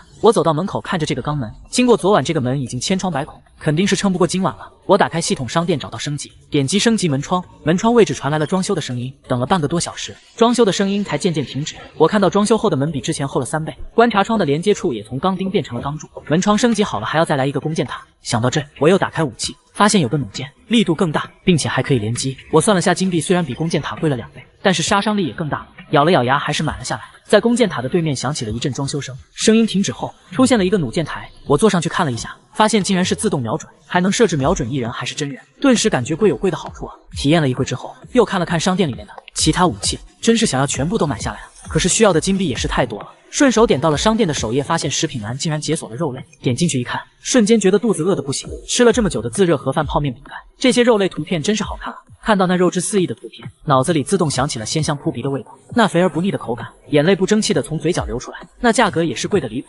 ，1000金币一盘的排骨谁会买呢？要杀10个艺人才能买一盘，毕竟一盒泡面也才50金币，谁买谁傻逼。小薇从房间走出来，看到我站在门口，一只手拿着一个盘子，问我：陆哥，你在门口傻笑啥？我赶紧说：去叫大家出来吃饭了，今晚大家改善伙食。其他人出来后，看到茶几上摆着2大盘的排骨，还有1大盆的热气腾腾的米饭，全都欢呼起来。我趁机道：昨晚大家辛苦了，这是用昨晚积杀的金币买的，今晚大家继续努力。天刚黑，敲门声又准时响起来。不知道是今晚吃了排骨大家都有了力气，还是都想明天继续吃到排骨。大家都很卖力，连刘念都拿着1字筒猛敲艺人的头，边敲边念叨：刘念1盘排骨，又1盘排骨。战斗结束后，我又翻到私聊，张凯一夜都没有回复。我想着去看看，看着冯辉怎么样，还有力气吗？还可以，那和我出去看看。我又看着王明，还有你，别跑，还想不想吃排骨？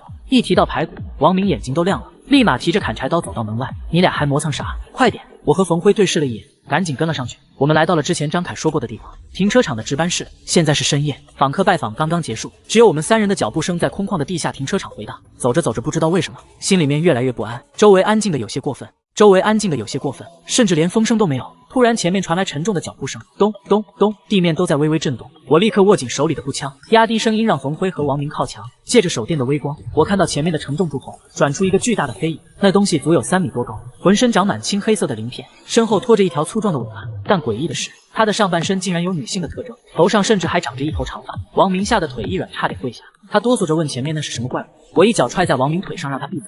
那女恐龙怪兽似乎听到了动静，猛地转过头，红肿的眼睛死死盯住我们这边，紧接着发出一声刺耳的尖叫，庞大的身躯像一辆坦克般冲了过来。我毫不犹豫直接开火，突击步枪的枪口喷出火舌，子弹打在他的鳞片上竟然溅起火花。这怪物的防御力高得惊人，冯辉也没闲着，他从侧面包抄过去，抡起砍柴刀狠狠劈在怪物的腿部处。怪物吃痛怒吼一声，尾巴猛地一扫，直接将旁边的一辆废弃汽车抽飞。我趁他转头的瞬间，瞄准他那双红肿的眼睛，一个点射精准命中，绿色的血液瞬间爆开，怪物发出凄厉的惨叫，捂着眼睛发狂般乱撞。趁着这个机会，我拉着冯辉一把扯起瘫软的王明，迅速冲向停车场深处的值班室。值班室的铁门半掩着，我一脚踹开门，举枪瞄准里面，里面空无一人，张凯不在，桌子上落了一层灰，看起来已经匆忙离开了很久。角落的物资箱被翻得乱七八糟，但好在还留下了不少东西。我看到桌上用血写着一行歪歪扭扭的字，上面写着救援队在杀人，快跑！我心里猛地一沉，看来之前的猜测全中，厨艺救援队根本不是救世主，他们是在清理我们这些高级房主。冯辉看着那行血字，脸色煞白。我没有废话，迅速把值班室里剩下的食物和水塞进背包，满满当当装了3大包。王明此刻才缓过劲来，连连问现在该怎么办。我冷着脸把最重的一个包扔给他背，我说赶紧回家，这里不能久留。回去的路上，我们避开了怪物的声音，一路狂奔逃回了安全屋。刚到公寓门口，我就闻到了一股浓烈的血腥味，我心里顿时涌起不好的预感。推开厚重的升降钢门，客厅里一片死寂，唐小月和小薇满脸惊恐地缩在角落，浑身发抖。王明闻到血腥味，像疯了一样冲进2号卧室，紧接着里面传来他凄厉的惨叫声。我端着枪快步走过去，眼前的一幕让我握枪的手瞬间收紧。刘念毫无生气地倒在血泊中，死状极其凄惨。王明跪在地板上嚎啕大哭，他转头用通红的眼睛死死盯着我，他大吼问到底是谁干的？在这个密闭的安全屋里，绝对不可能有外面的艺人闯进来，凶手只可能在我们中间。我冷冽的目光扫过客厅里的每一个人，唐小月红着眼睛连连摇头，说她一直和小薇在客厅守夜，根本没进去过。小薇也害怕的躲在我身后。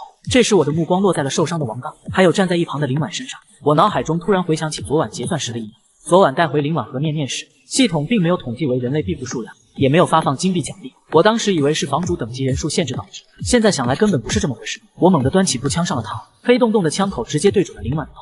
我冷笑着问他装够了没有，林婉立刻做出一副惊恐万分的表情，眼泪说掉就掉。他哭着说：“陆哥，你干嘛拿枪指着我？”小薇也在一旁拉我的衣角，说：“陆哥是不是搞错了？林婉姐怎么可能是艺人？”我没有理会，手指搭在扳机上。为什么系统昨天没有你的奖励判定？林婉的哭声戛然而止，那张楚楚可怜的脸瞬间变得面无表情。我转头看向躺在地上装虚弱的王刚，我说：“还有你，你是厨艺救援队塞进来的那鬼吧？”话音刚落，王刚和林婉对视了一眼，两人突然同时暴起。王刚原本焦黑的皮肤瞬间裂开，长出数不清的青黑色尖锐骨刺，像一只巨型蜘蛛般弹射向我。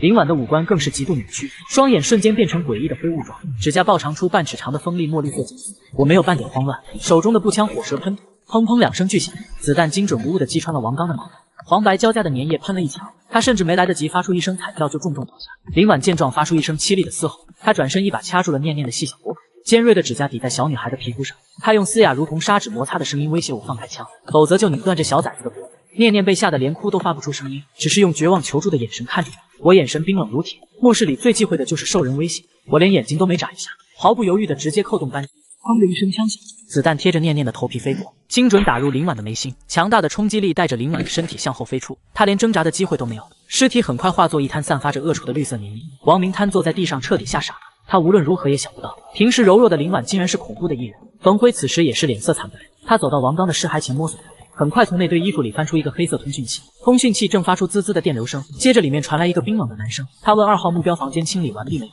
收到，请回话。冯辉的手抖得拿不住通讯器，他看向我，眼神里全是不可置信。我冷着脸走过去，一脚将通讯器踩得粉碎。原来这就是房主的死亡秘密。厨艺救援队根本不是为了救人，他们用特制的艺人伪装成幸存者混进高级安全屋，一旦进入就从内部破坏杀人灭口，然后再派人来接收物资。聊天室里那些消失的头像，那些不声不响死去的房主，全都是这种卑劣手段的受害者。刚刚击杀这2个高级变异体，系统连续响起了美妙的提示音，恭喜房主击杀高级潜伏艺人2个，获得击杀奖励金币5000，获得高级击杀礼包2个。听到5000金币到账，我心里的石头彻底落了地，这是一笔巨大的财富，可以彻底改变我现在的处境。我打开系统操作面板，账户余额简直让我心花怒放。我没有任何犹豫，直接点开商店界面，找到安全屋升级，果断选择将公寓升级至5级。确认的瞬间，整栋楼都仿佛活了过来，剧烈的重组声在耳边回荡，四周的空间在肉眼可见的扩大。原本狭小的客厅变成了宽敞的指挥大厅，墙壁被替换成了厚重无比的复合装甲钢板，阳台全部被防爆玻璃和合金护栏封死，防盗门升级成了带着红魔锁的液压机械门。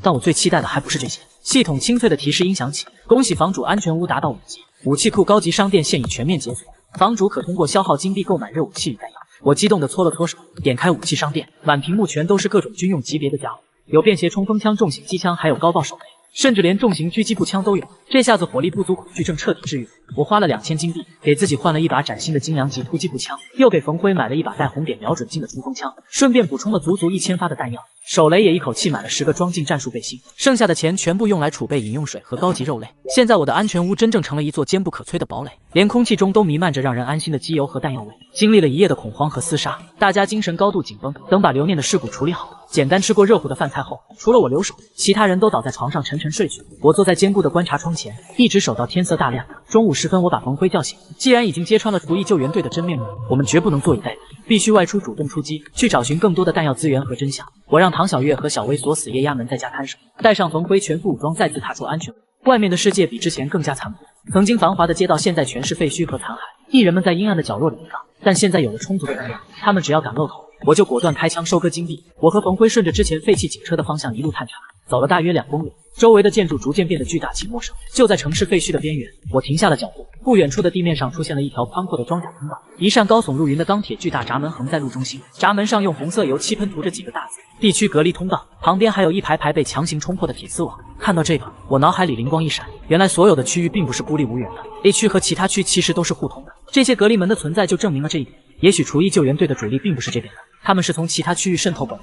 就在我打量着这扇钢铁闸门时，一阵冷风吹过，我的后背猛地起了一层鸡皮疙瘩，那种被毒蛇盯上的感觉再次袭来。我缓缓转过头，不远处的废弃汽车顶上，不知何时站着那个高瘦苍白的男人。他一如既往地穿着那身银袍，苍白的脸上挂着令人毛骨悚然的微笑。就在烈日当空之下，他竟然连个影子都没有。他看着我拍了拍手，语气带着一种诡异的赞赏。他说：“陆哲先生真是让我刮目相看，竟然这么快就升到了5级安全屋，还能看穿这可怜的游戏表面。”我端起挂在胸前的步枪，冷冷地盯着他。我说：“少在这里装神弄鬼，你和厨艺救援队到底是什么关系？”苍白男突然大笑起来，笑声像指甲刮擦黑板一样刺耳。他从车顶飘然而下，落在离我不远的地方。他说：“陆先生以为这只是一场简单的杀戮吗？你还没有发现吗？其实一直有另一伙高高在上的人，在通过某种隐秘的方式监控着你们所有的房主。你们的一举一动，你们的恐惧和绝望，都是他们研究和取乐的数据。厨艺救援队不过是他们安插进来的走狗罢了。”听到这个惊天秘密，我的瞳孔骤然收缩，监控着我们所有的房主。如果是这样，那这末世的背后就藏着一个庞大到令人窒息的黑手。我问他为什么要告诉我这些，你的目的又是什么？苍白男嘴角的笑容逐渐收敛，深邃的眼窝里闪过一抹极其复杂的光。他说：“因为敌人的敌人就是可以利用的棋子，我很期待你能把这局死棋走过。也许我们可以进行一场愉快的合作，去把那些坐在监控器后面的人揪出来。”我冷哼一声，反问我凭什么相信你。这时远处传来一阵刺耳的越野车引擎声，厨艺救援队的车队正在朝这边靠近。苍白男身体开始逐渐变淡，如同融化在空气里一般。他留下一句话，他说：“要想活下去，你个人的力量太渺小了，你需要真正的战士，去找那些还没被污染的人吧。我们很快会再见面的。说完，他就彻底消失了。我对着冯辉打了个手势，迅速躲避到了旁边的掩体后面。车队在不远处停下，一群全副武装的救援队员跳下车，开始在附近搜索幸存者。我和冯辉刚想找机会撤退，就听到几十米外的废弃超市里传来一阵激烈的交火声，火光冲天，有人在和厨艺救援队硬碰硬。我躲在掩体后探头看去，废弃超市里火舌不断喷吐，几个浑身是血的男人正依托着货架拼死抵抗，他们手里拿的都是系统商城里买的简易武器。对面则是装备精良的厨艺救援队，穿着防化服的队员步步紧逼。我认出了超市里的几个人，那是聊天室里幸存的几个高级房主，看来他们也发现了房主死亡的密码。现在知道了真相的真人和房主已经联合起来，他们不再坐以待毙，而是选择了反抗。但是实力的差距太大了，系统商城前期的武器根本打不穿防化服的护甲，眼看那几个房主就要被救援队包围剿灭。我心里很清楚，个人的力量在成建制的队伍面前太渺小了，如果我现在冲出去，也只能是白白送死。我必须组建一支强悍的团队。就在这时，超市侧面的墙壁突然被炸开一个大洞，砖石飞溅中，3道矫健的身影借着烟尘冲了进去。他们动作凌厉，战术配合极其默契，手里的军用匕首手起刀落，瞬间就割开了2个救援队员的喉咙。我眼睛一亮，这绝对是受过严格训练的特种兵。他们虽然没有枪，但格斗技巧完全是用来杀人的。趁着救援队阵型大乱，我给冯辉打了个手势，我们2人同时从侧翼开火。升级后的突击步枪威力惊人，密集的子弹瞬间撕裂了救援队的防线。那几个特种兵反应极快，立刻捡起地上的枪械开始反击。不到2分钟，这支10几人的救援小队就被我们全歼，硝烟散去。那3个特种兵警惕地拿枪指着我和冯辉，被救下的几个房主则瘫坐在地上大口喘气。我放下枪，举起双手示意没有恶意。带头的特种兵是个满脸刀疤的硬汉，他冷冷地盯着我，问我是什么人。我说我是一个5级安全屋的房主，刚才如果不是我开枪，你们也没那么容易脱身。3个特种兵面面相觑，刀疤脸收起枪，他说他们是猛虎小队的幸存者，末世爆发后一直靠着过硬的素质活到现在，但是物资早就耗尽了，已经饿了整整3天。我听到这话心里暗笑，这简直是送上门的王牌打手。我直接打开身后的战术背包，从里面掏出几块刚从商城买的高级酱牛肉，还有几只烤得流油的大鸡腿，浓郁的肉香味瞬间在空气中弥漫开来。那3个特种兵的喉结猛地滚动了一下，眼睛死死盯住我手里的烧鸡和牛肉。我把大鸡腿一只只抛给他们，我说跟着我有肉吃有枪拿，这只是见面礼。我的安全屋里物资管够，在这末世里最缺的就是信任和实力。如果你们肯加入我的队伍，我保证你们能活得像个人。刀疤脸撕下一大块鸡肉，狼吞虎咽，他一边嚼一边和另外2人对视，最后他用力点了点头。他说只要能让他们吃饱，能杀那些怪物，猛虎小队这条命就卖给我了。有了这3个王牌特种兵的加入，我组建团队的第一步顺利完成。我把多余的弹药分给他们，询问刚才被救下的那几个房主有什么打算。那几个房主苦笑着说安全屋已经被废了，他们准备去其他区域寻找大部队。大家互道珍重后分道扬镳，我带着冯辉和特种兵小队准备撤离。就在这时，墙角的阴影里缓缓走出一个熟悉的身影，是那个高瘦苍白的男人。特种兵们立刻端起枪对准他，我按下他们的枪管说自己人。苍白男脸上依然挂着那种诡异的笑，他看着我身后的特种兵说，陆哲先生的办事效率真是让人惊叹，既然你已经有了团队，那我们就正式开始合作吧。我问他想合作什么，苍白男拿出一张破旧的地图扔给我，他说厨艺救援队在附近有一个隐秘的实验室，那里有你们想知道的真相，但是实验室外围有麻烦的东西守护。说完，他再次像雾气一样消散在空气中。我接住地图仔细看了一眼，位置就在地区隔离通道旁的一个废弃工厂。我冷笑一声，既然要反抗，就必须釜底抽薪。我一挥手，带着队伍直奔废弃工厂。半小时后，我们潜伏在工厂外围的铁丝网旁，工厂大门紧闭，院子里到处都是残破的铁笼和散落的白骨。我贴着墙角往里看，突然一阵令人毛骨悚然的低吼声传来，几只体型如小牛犊般的恶犬从阴影中走出。这些狗浑身溃烂，肌肉畸形的暴突在外，嘴里长着匕首般锋利的獠牙，4只的爪子深深刺入水泥地面。是变异狗。刀疤脸压低声音说，这些畜生嗅觉极度灵敏，一旦被发现就会引来大批救援队。我眯起眼睛拔出腰间的军用匕首，我说绝不能动枪，必须悄无声息地解决他们。我们5个人瞬间默契地散开。我利用系统的商城买了几块带血的生肉，把生肉用力扔向院子的另一边。那几只变异狗闻到血腥味立刻扑了过去。就在他们低头撕咬的瞬间，特种兵小队如猎豹般窜出，刀疤脸的匕首精准地刺入变异狗的后脑，用力一脚直接破坏了中枢神经。冯辉和我从2侧包抄，我猛地跃起，膝盖狠狠砸在一只变异狗的脊椎上，同时手中的匕首顺着它的下颌骨直刺入脑。不到10秒钟，5只变异狗连声音都没发出来就被全数击杀。我们拖着变异狗的尸体藏进草丛，迅速摸向工厂的地下实验室入口。入口处是一扇厚重的电子密码门，没有强行破拆的可能。我仔细观察着密码键盘，上面有几个数字键磨损得很严重。按照我对系统和各种设定的理解，我试着用厨艺救援队的英文缩写和代号组，试了3次，滴的一声，大门缓缓向2侧滑开，我们鱼贯而入。刚进入地下通道，一股刺鼻的福尔马林和腐肉混合的气味扑面而来。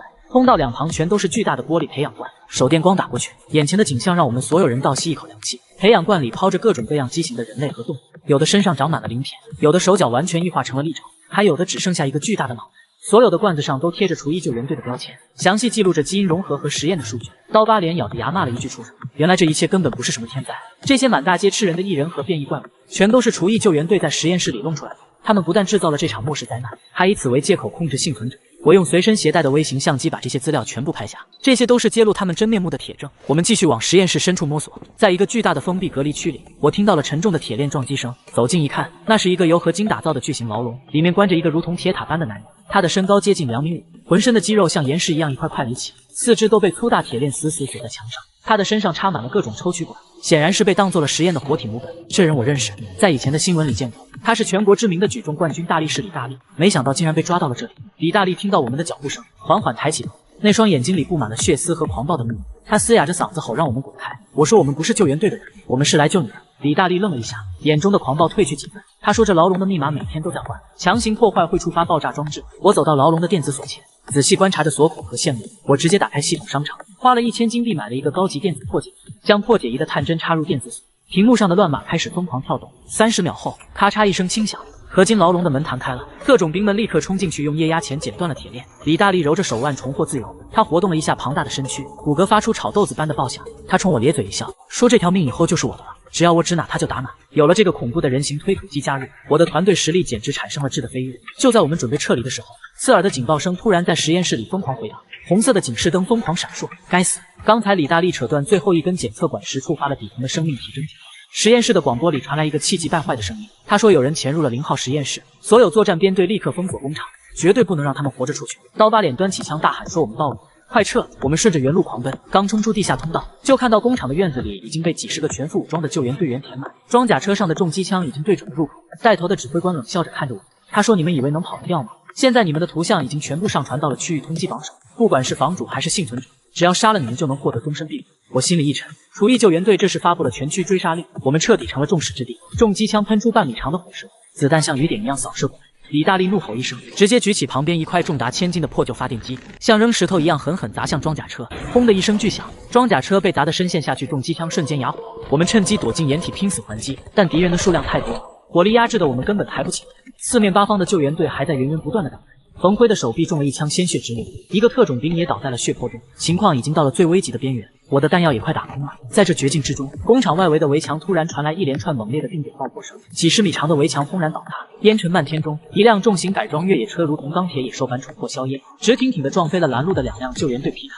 越野车甚至还没停稳，车顶的重型机枪就已经疯狂开火，交织的火力网瞬间撕裂了救援队的包围圈。车窗摇下，一个浑身沾满硝烟和血迹的男人探出头，他冲着我大吼：陆哲，还愣着干什么？赶紧上车！我死死盯着那个熟悉的面孔，心中的震惊简直无法用语言形容。那是张凯，那个我以为已经死在地下车库的张凯，他不但没死，反而带着更猛的火力杀回来了。我没有丝毫犹豫，大喊一声全体突围，我们掩护着彼此，踩着满地的尸体和鲜血疯狂冲向越野车。李大力在最后面狂拍车厢的钢板，张凯一脚油门踩到底，越野车发出震耳欲聋的咆哮，在枪林弹雨中硬生生撞开一条血路，直接冲出了废弃工厂的大门。背后的枪声逐渐远去，我们在车厢里大口喘着粗气。我问张凯这2天到底去了哪？怎么会有这么猛的装备？张凯一边狂打方向盘，一边咧嘴苦笑。他说那晚安全屋被毁后，他拼死逃出了地下车库，在外围遇到了大批被逼上绝路的逃亡房主。既然区待不下去了，他们就一路杀了出去，正好撞见了去往 F 区的逃亡车队。那里现在是反抗厨艺救援队的大本营，聚集了无数不愿意当小白鼠的幸存者。因为我解开了通往各个区域的限制，他刚从 F 区借了重火力回来找我，就看到我在通缉榜上，于是顺着定位杀了过来。我听完长出了一口气，看着满车伤痕累累却战意昂扬的队友，我拍了拍张凯的肩膀，我说走，咱们去 F 区，这笔血债迟早要找厨艺救援队讨回来。越野车在荒芜的公路上疾驰，风呼啸着灌进车厢，带着浓重的血腥和硝烟味。我靠在车窗边看着外面的废墟飞速倒退，身边是疲惫不堪却终于放松下来的小队成员。李大力庞大的身躯占据了半个车厢，他正闭目养神。刀疤脸和另外2名特种兵正在给冯辉的伤口做简单包扎。张凯握着方向盘，神色激动，他转头跟我说 F 区就在前面了，那是我们所有不愿做小白鼠的人的最后希望。没过多久，一片巨大的建筑群出现在地平线上。野区的死寂不同，这里外围筑起了高高的防御墙，墙头闪烁着探照灯的光芒，到处都是荷枪实弹的幸存者在巡逻。当我们靠近大门时，张凯探出头对着守卫喊了句暗号，沉重的合金大门缓缓开启，我们驶入了 F 区。映入眼帘的是一片忙碌的景象，人们在搬运物资、修缮武器，虽然每个人脸上都带着疲惫，但眼神中却透着光亮。张凯把车停在一个巨大的广场上，他说这里就是反抗厨艺救援队的大本营，负责人叫老霍，是个在末世前当过警棍的人，带领大家在这片废墟中建起了这个避风港。我刚下车，一个身材魁梧、面容坚毅的中年男人迎了上来，他就是老霍。张凯赶紧给我介绍。老霍上下打量了我一番，目光落在我身后的李大力和特种兵小队身上。他点点头，眼神里满是赞赏。他说：“陆哲，你的大名我可是如雷贯耳，敢直接端了厨艺救援队的实验室，还把李大力救了出来，真是后生可畏。”我谦虚的笑了笑，我说：“这都是大家用命拼出来的。”老霍神色变得凝重，他叹了口气说：“厨艺救援队现在疯了，他们在各个区域疯狂搜捕反抗者。F 区虽然暂时安全，但也撑不了多久，我们需要更多的力量。”我听到这话心里一动，我打开系统面板查看我的安全屋状态。之前在区的时候我就很好奇，如果我离开了区，我的5级安全屋怎么办？那可是我花了大把精力和心血建起来的。面板上的信息让我大吃一惊，系统提示：检测到房主已离开原区域，安全屋达到5级，已解锁随身迁移功能，是否将5级安全屋迁移至当前坐标？我毫不犹豫地点了是。就在我点下确定的瞬间 ，F 区广场边缘的一块空地上突然泛起一阵耀眼的白光，地面微微震动，一座钢铁堡垒如同凭空出现一般，稳稳地落在了那里。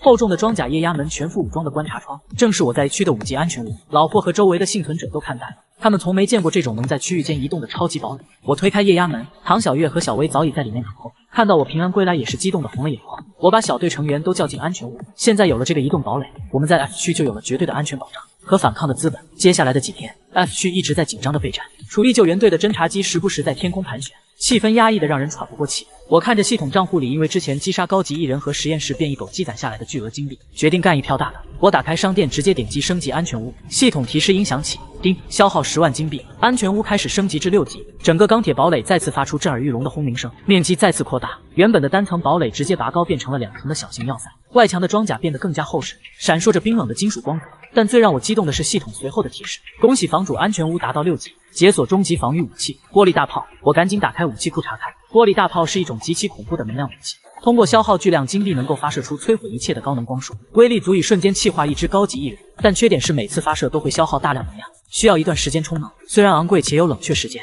但这绝对是我们对抗厨艺救援队重装部队的杀手锏。我毫不犹豫地花了2万金币购买并安装了玻璃大炮。就在一切准备就绪的第3天傍晚，警报声尖锐地划破了 F 区的宁静。老霍在广场上大喊，他说厨艺救援队来了，所有人准备战斗。我立刻冲上安全屋的2楼观察室，外面的景象让我倒吸一口凉气。地平线上黑压压的一片，仿佛乌云盖顶，那是数不清的艺人，他们如同潮水般向 F 区涌来。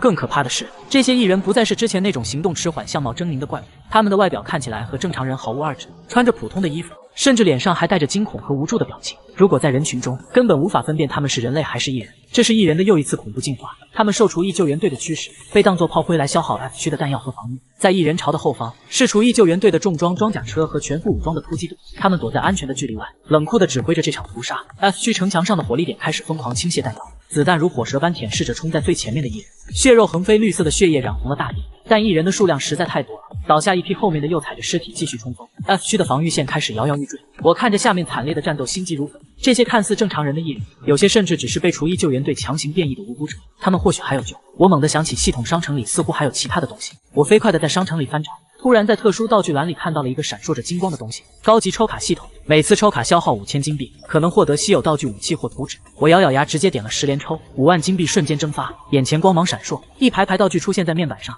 绝大多数都是普通的弹药和材料。但就在最后一张卡片翻开时，一道耀眼的紫光冲天而起，恭喜房主获得稀有图纸。还原药剂配方，我赶紧查看配方详情。还原药剂可以将处于变异初中期、外表尚未完全畸变的艺人重新还原成正常人类，但需要消耗特定的药材和大量的金币来配置。我大喜过望，这简直是逆转战局的神器。我立刻在商城里扫荡所需的药材，让唐小月和小薇在安全屋里紧急配置。同时，我已经冲到了安全屋的武器控制台前，我双手握住玻璃大炮的操作杆，透过瞄准镜死死锁定在艺人巢后方的厨艺救援队装甲车上。既然艺人是他们驱使的炮灰，那就直接打掉指挥中枢。我怒吼一声，系统锁定能量充能100%，玻璃大炮发射，一道粗大的刺眼蓝色光束从安全屋顶部喷射而出，以摧枯拉朽之势划破夜空，直接命中了一辆重型装甲车。没有爆炸声，只有令人毛骨悚然的嘶嘶声。那辆坚不可摧的装甲车在蓝色光束的照射下，瞬间如同烈日下的冰雪一般气化消失的无影无踪，连同周围的10几名救援队员也一同在这恐怖的高能光束下灰飞烟灭。战场上一瞬间陷入了死寂，所有人都被这如同神迹般的攻击震惊了。厨艺救援队的阵型顿时大乱，指挥官疯狂地大喊着后撤掩护，但我怎么可能给他们机会？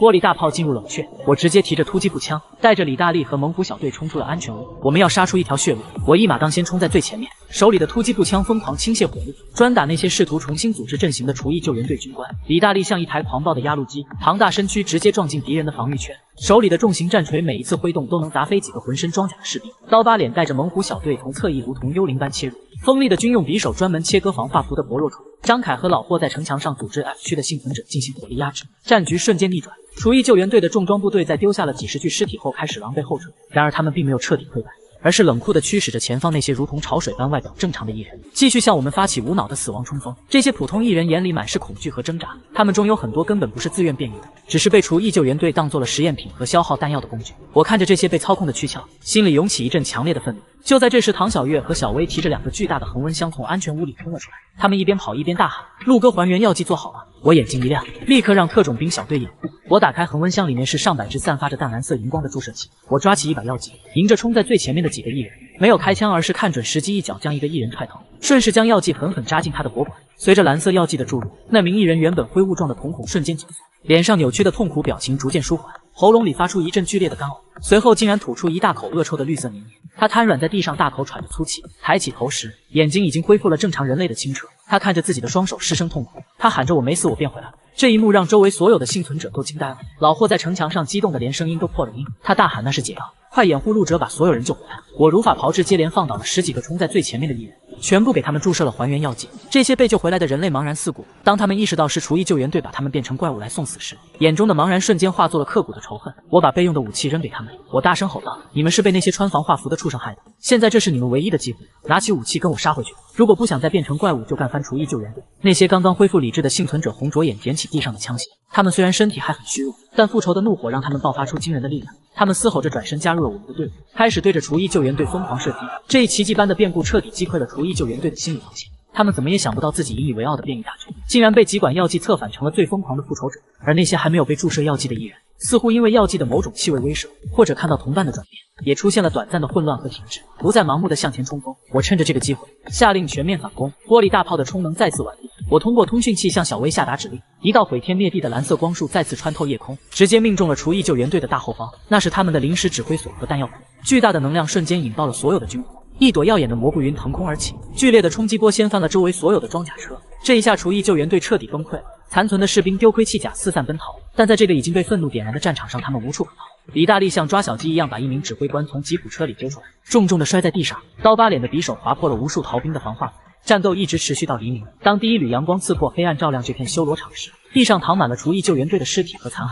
F 区守住了，并且彻底打残了厨艺救援队的这支主力。但我们没有欢呼，因为这场惨胜付出了太多代价。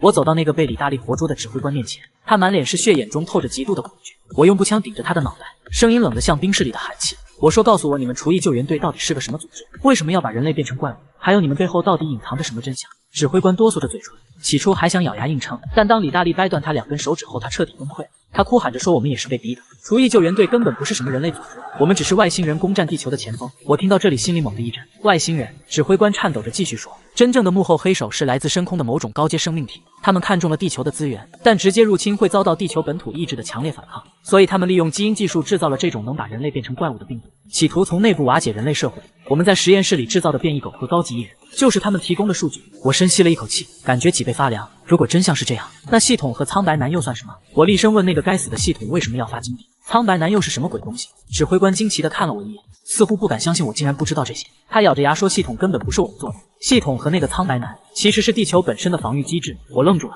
地球的防御机制？指挥官惨笑着说：“地球为了自救强行干预了现实，他化作系统给你们发布金币，提供武器，是为了在末世中选出真正能战斗的适格者。而那个苍白男，他是地球意志的化身，他的那些残酷规则不是为了杀人，而是淘汰弱者。因为面对更高维的外星入侵，懦夫只会被同化或者毁灭，只有能在血火中活下来并敢于反抗的强者，才有资格成为保护地球的火种。”我彻底愣在原地，脑海中所有的线索终于串联在了一起。为什么系统会发布抵御一人能得金币的任务？为什么有那些诡异的来访者数量检查？为什么苍白男一次次提高生存的门槛？原来这一切既是残酷的试炼，也是孤注一掷的自救。地球在用最极端的方式筛选出能对抗外星入侵的战士。我看着满目疮痍的大地，看着那些幸存下来正在互相包扎伤口的战友，心中涌起一股无法形容的震撼。此时晨雾中，那个高瘦苍白的身影再次无声无息地出现，他就站在不远处的废墟上，依然穿着那身银袍，脸上不再是那种诡异的笑，而是一抹释然的平静。我走过去，没有举枪，我看着他说：“你到底是谁？”苍白男抬头看了看天边的朝阳，声音如同远古的回音，空灵而深邃。他说：“他就是这颗脚下星球的痛苦与不甘，是亿万年生死轮回中诞生的本能。”他说：“陆哲，你干得很不错，你和你的团队证明了人类没有那么容易被抹消，你通过了最终的筛选。”我握紧了手里的步枪，我说：“这只是一个据点，这只是一场战役，真正的外星主力还没来吧？”苍白男点了点头，他说：“他们已经在路上了，这只是先头部队的溃败，真正的战争才刚刚开始。但是只要有你们这些被选中的火种在，这颗星球就不会轻易熄灭。”随着一阵清风吹过，苍白男的身影彻底化作无数闪烁的微光，融入了这片大地。我的系统面板在这一刻发出一声清脆的全服通告：系统提示，地球防御试炼初阶级已结束，恭喜所有在血与火中存活且未被同化的适格者，最终决战模块已加载，请各位房主集结力量，迎接黎明前的最黑暗时刻。我转过身，看着理大利特种兵小队冯辉老霍还有那些被还原的幸存者，他们都用坚定的目光注视着我。我知道这场关于生存的试炼才刚刚拉开真正的帷幕，但是现在我们不再是安全屋里瑟瑟发抖的待宰羔羊，我们是这颗星球反击的利刃。我举起手中的突击步枪，枪口直指刚刚升起的朝阳，大吼一声，准备迎战。我站在硝烟尚未散尽的战场中央，脚下是被炮火染黑的土地，头顶是初升的太阳，那金色的光芒刺破了厚重的云层，照亮了每一个浴血奋战后的面庞。但这片宁静注定是短暂的，系统那冰冷而机械的提示音像丧钟一样再次在每一位幸存者的脑海中敲响，警告：外星入侵先锋部队全灭，母舰已锁定地球坐标，毁灭级打击将在72小时后抵达，当前所有安全无防护罩将强制失效，请所有适格者做好最后的准备。这一声通告如同晴天霹雳，刚刚还在为胜利欢呼的人群瞬间死寂，绝望的情绪像瘟疫一样蔓延开来。母舰毁灭级打击，这听起来根本就是无法抗衡的力量。哪怕我们刚刚击败了厨艺救援队，哪怕我们手握高科技武器，但在这种星际级别的战争机器面前，依然渺小的如同蝼蚁。我看着周围那些瞬间灰暗下去的眼神，心中猛地一沉。这不仅仅是一场战斗，更是一场对意志的终极考验。如果现在我们就放弃，那么之前所有的牺牲和努力都将变得毫无意义。我深吸一口气，跳上一辆残破的装甲车顶，大声吼道：“都给我听好了！我们能从那种吃人的怪物手里把命抢回来，能把这个所谓的救援队打得屁滚尿流，现在不过是换了个更难缠点的对手，难道你们就要把脖子伸长了让人砍吗？老霍、张凯，还有你们每一个在血泊里爬起来的人，告诉我，你们甘心就这样认输吗？”我的声音在空旷的战场上回荡，带着一种不容置疑的决绝。老霍红着眼睛抬起头，狠狠啐了一口带血的唾沫，他把手里的步枪往地上一杵，骂骂咧咧地说：“老子活了这半辈子，什么大风大浪没见过，外星人怎么了？就算是天王老子来了，想动我的地盘也得崩掉他几颗牙。”张凯也不甘示弱，他擦了把脸上的烟灰，咧嘴一笑，露出2排白牙。他说：“陆哲，你说的对，反正横竖都是个死，不如拼一把，说不定还能拉几个垫背的。”李大力更是直接挥舞着手里巨大的战锤，发出震耳欲聋的咆哮。特种兵们默默检查着弹药，眼神里燃烧着复仇的火焰。人群中的士气被一点点重新点燃，虽然前路未卜，但至少我们不再是一盘散沙。我看着这些重新燃起斗志的阵营，心中涌起一股暖意。我打开系统面板，所有的积分和金币在这一刻毫无保留的全部投入。我要把这最后的72小时变成我们翻盘的资本。我大声下令，所有人听着，把 F 区所有的资源集中起来，我们要建造一个足以对抗外星母舰的终极防线。系统商店里那些以前看都不敢看的天价图纸和武器，现在统统买下来，我们没有退路了。接下来的3天 ，F 区变成了一个巨大的工地，所有人都像上了发条一样疯狂运转。唐小月和小薇带着一帮有相关技能的幸存者，日夜不停地在安全屋的地下室里感知高级能量电池。李大力带着一帮身强力壮的汉子，在 F 区的外围挖掘战壕，构筑掩体。刀疤脸和特种兵们则负责训练那些刚刚拿起武器的新人，教他们怎么使用手雷，怎么在战场上保命。而我则把所有的精力都投入到了安全屋的终极改造。系统提示我，安全屋达到满级后可以进行一次终极融合，将所有的功能模块整合为一个整体，变形成一座小型的战斗要塞。我毫不犹豫地选择了融合。随着一阵惊天动地的轰鸣声，原本就庞大的钢铁堡垒再次发生了翻天覆地的变化。外墙的装甲变得更加厚重且棱角分明，表面覆盖上了一层流动的蓝色能量护盾，顶部的玻璃大炮被升级成了2门双联装的高能粒子炮。而在要塞的最顶端，一根巨大的信号发射塔直插云霄，那是用来干扰外星母舰通讯的关键设备。72小时转瞬即逝，当最后一抹夕阳落下地平线，整个天空毫无征兆地暗了下来，云层像沸腾的开水一样翻滚，一道巨大的阴影笼罩了大地。那是一艘遮天蔽日的星际战舰，它悬浮在 F 区的上空，舰体上闪烁着冰冷而诡异的红光，无数的小型飞行器像蝗虫一样从母舰腹部涌出，密密麻麻地扑向地面。尖锐的警报声响彻云霄，外星军团的先锋部队着陆了。那些不是普通的士兵，而是身穿外骨骼装甲、手持能量武器的异星战士。他们身材高大，动作敏捷，手中的武器每一次射击都能在地面上炸出一个大坑，战斗瞬间爆发。F 区的外围防线在第一波冲击下就岌岌可危，幸存者们虽然拼死抵抗，但装备的代差实在太大。我们的子弹打在他们的能量护盾上，激起阵阵涟漪，却很难造成实质性的伤害，而他们的反击却是一击必杀。不少人在第一轮交火中就倒下了，眼看防线就要崩溃，我怒吼一声，启动了终极要塞的全部火力系统。双联装高能粒子炮发出耀眼的蓝光，2道粗大的光束划破夜空，直接命中了一艘正在低空俯冲的外星登陆艇。轰的一声巨响，登陆艇在空中炸成了一团巨大的火球，碎片像雨点一样洒落。这惊人的一击瞬间提振了所有人的士气。老霍在战壕里大喊：“打得好，兄弟们，看到没？他们也是肉做的，也能被干掉，给我狠狠的打！”我操纵着要塞的火力网，将所有敢于靠近的飞行器一一击落。同时，要塞两侧的重机枪塔也开始疯狂咆哮，金属风暴般的弹幕扫向地面的外星战士。那些原本不可一世的家伙被打得措手不及，能量护盾在密集的弹雨下纷纷破碎，紧接着被撕成了碎片。但敌人的数量实在太多了，母舰似乎被激怒了，主炮开始充能，一道毁天灭地的红色光束直奔要塞而来。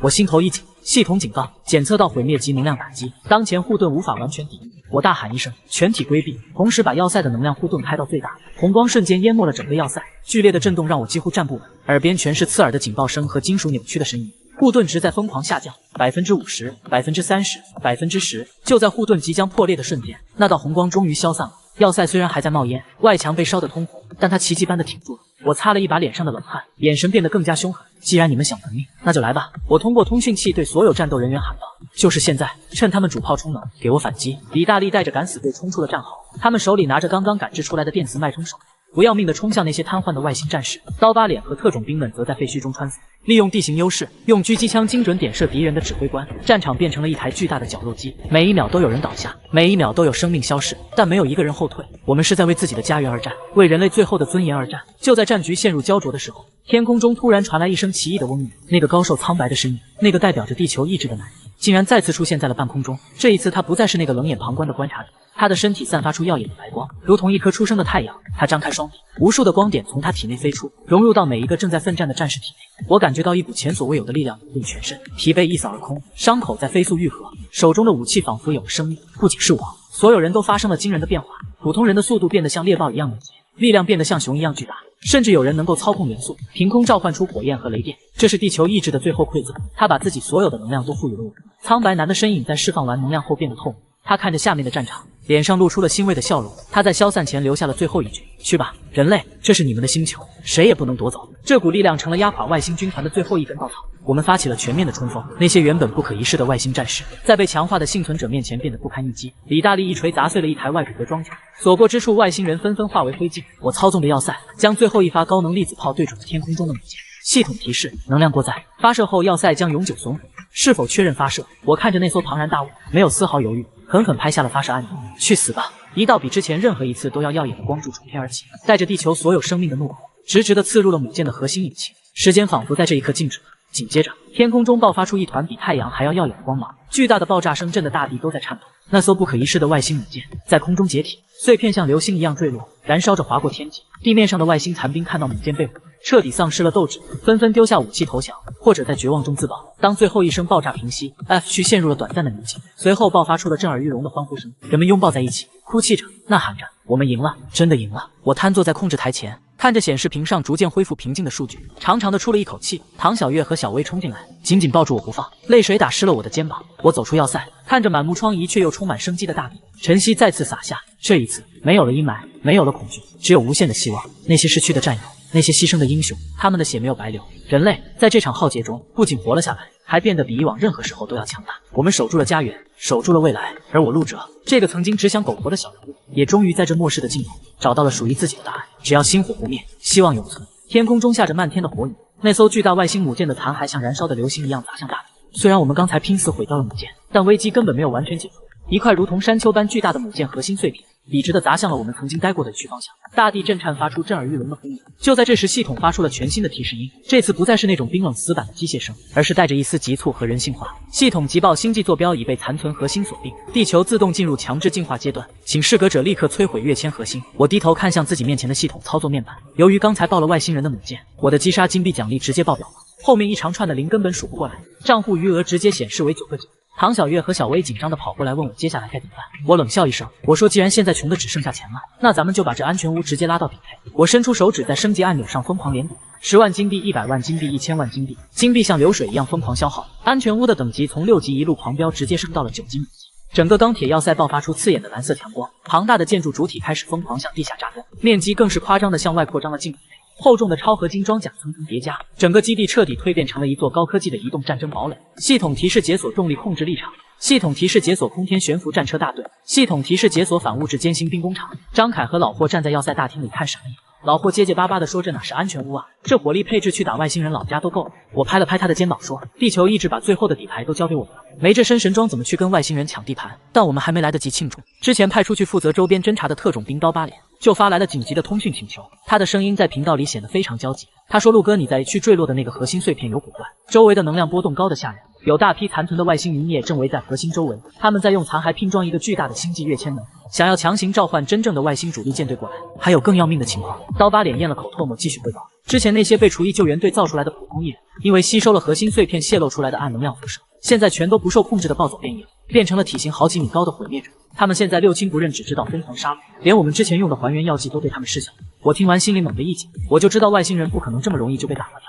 如果让那个星际跃迁门建好，那地球就真成了外星舰队的后花园了。必须得在星门启动前把他们全端了。我把李大力、张凯和特种兵小队全部召集到指挥大厅。我看着这些出生入死的兄弟说：“休息时间结束了，现在咱们鸟枪换炮了，是时候去跟外星余孽清算总账了。”老霍主动提出他带着 F 区的幸存者留守满级要塞，利用要塞的重火力和重力场防备那些四周游荡暴走的变异毁灭者。我让他一定要守好家。随后我带着最精锐的突击小队来到了要塞底部的机甲机库，直接登上了刚刚解锁的高空悬浮装甲战车。战车的等离子引擎喷射出幽蓝的火焰，带着我们像闪电一样直奔去。一路上地面到处都是疯狂破坏的变异毁灭者，这些怪物有的长着4条胳膊，有的浑身不断喷吐着强酸毒液，体型大的像一栋小二楼。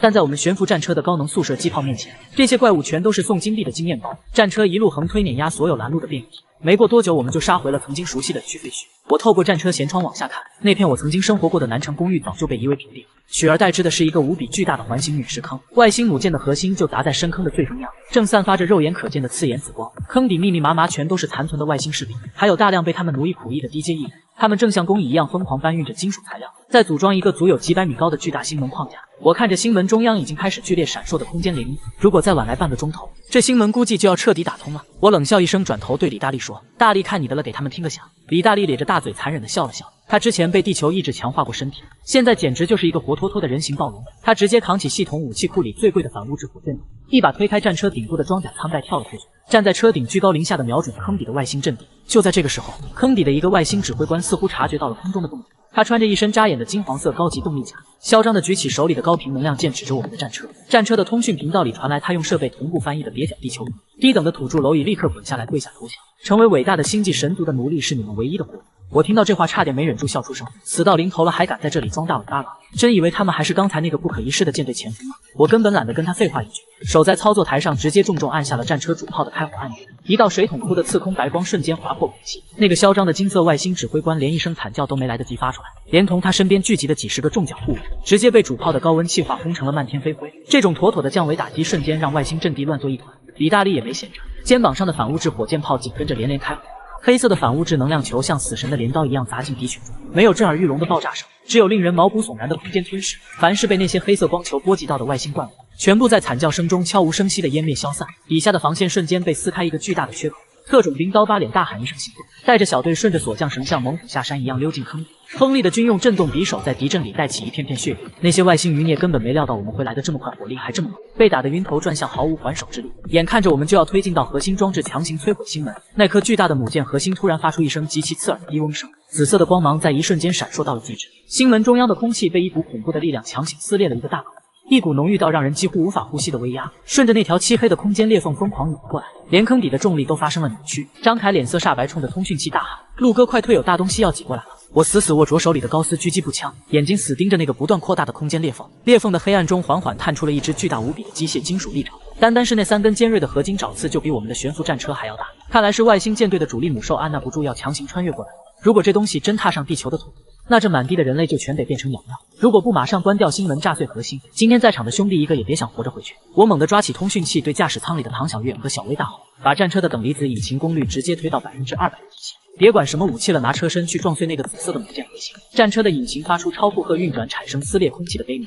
整个车身如同燃烧的陨石一般，倾斜着角度朝着坑底的光源猛撞过去。那只刚刚探出半个身子的巨大机械母兽似乎感觉到了战车的意图，它发出一声震动灵魂的音波怒吼，猛地挥动那只遮天蔽日的金属利爪，带起恐怖的风压，直接朝着我们的战车当头拍了下来。距离在肉眼可见的飞速拉近，剧烈的失重感让我死死扣住了安全带。生死胜败就在这0.01秒的交锋之中，那只巨大的金属利爪带着撕裂空间的风压拍了下来，战车外的能量护盾在接触的瞬间就发出密集的碎裂声，整辆车像被巨锤砸中的乒乓球一样剧烈翻滚。我感觉到五脏六腑都在错位移位，由于重力扭曲，我几乎无法控制自己的身体。在这千钧一发的死斗时刻，我再次咬牙开启了系统的狂暴超频模式，9级满级要塞的远程操控系统瞬间接管战车，战车底部的反物质引擎开始疯狂逆向弹射，硬生生在利爪拍碎我们的前一秒完成了侧身位移。战车在坑底的岩壁上擦出一长串炫目的火花。就在这擦身而过的瞬间，我死死盯着那个近在咫尺的紫色母舰核心。战车的自爆程序已经倒计时到了最后一秒，我一把拉过身边的唐小月和小薇，按下了单人逃生舱的弹射电源。就在我们被弹向空中的瞬间，满载着反物质能量的悬浮战车狠狠撞进核心，没有任何声音传出，因为那一刻所有的声音都被瞬间产生的黑洞吞噬。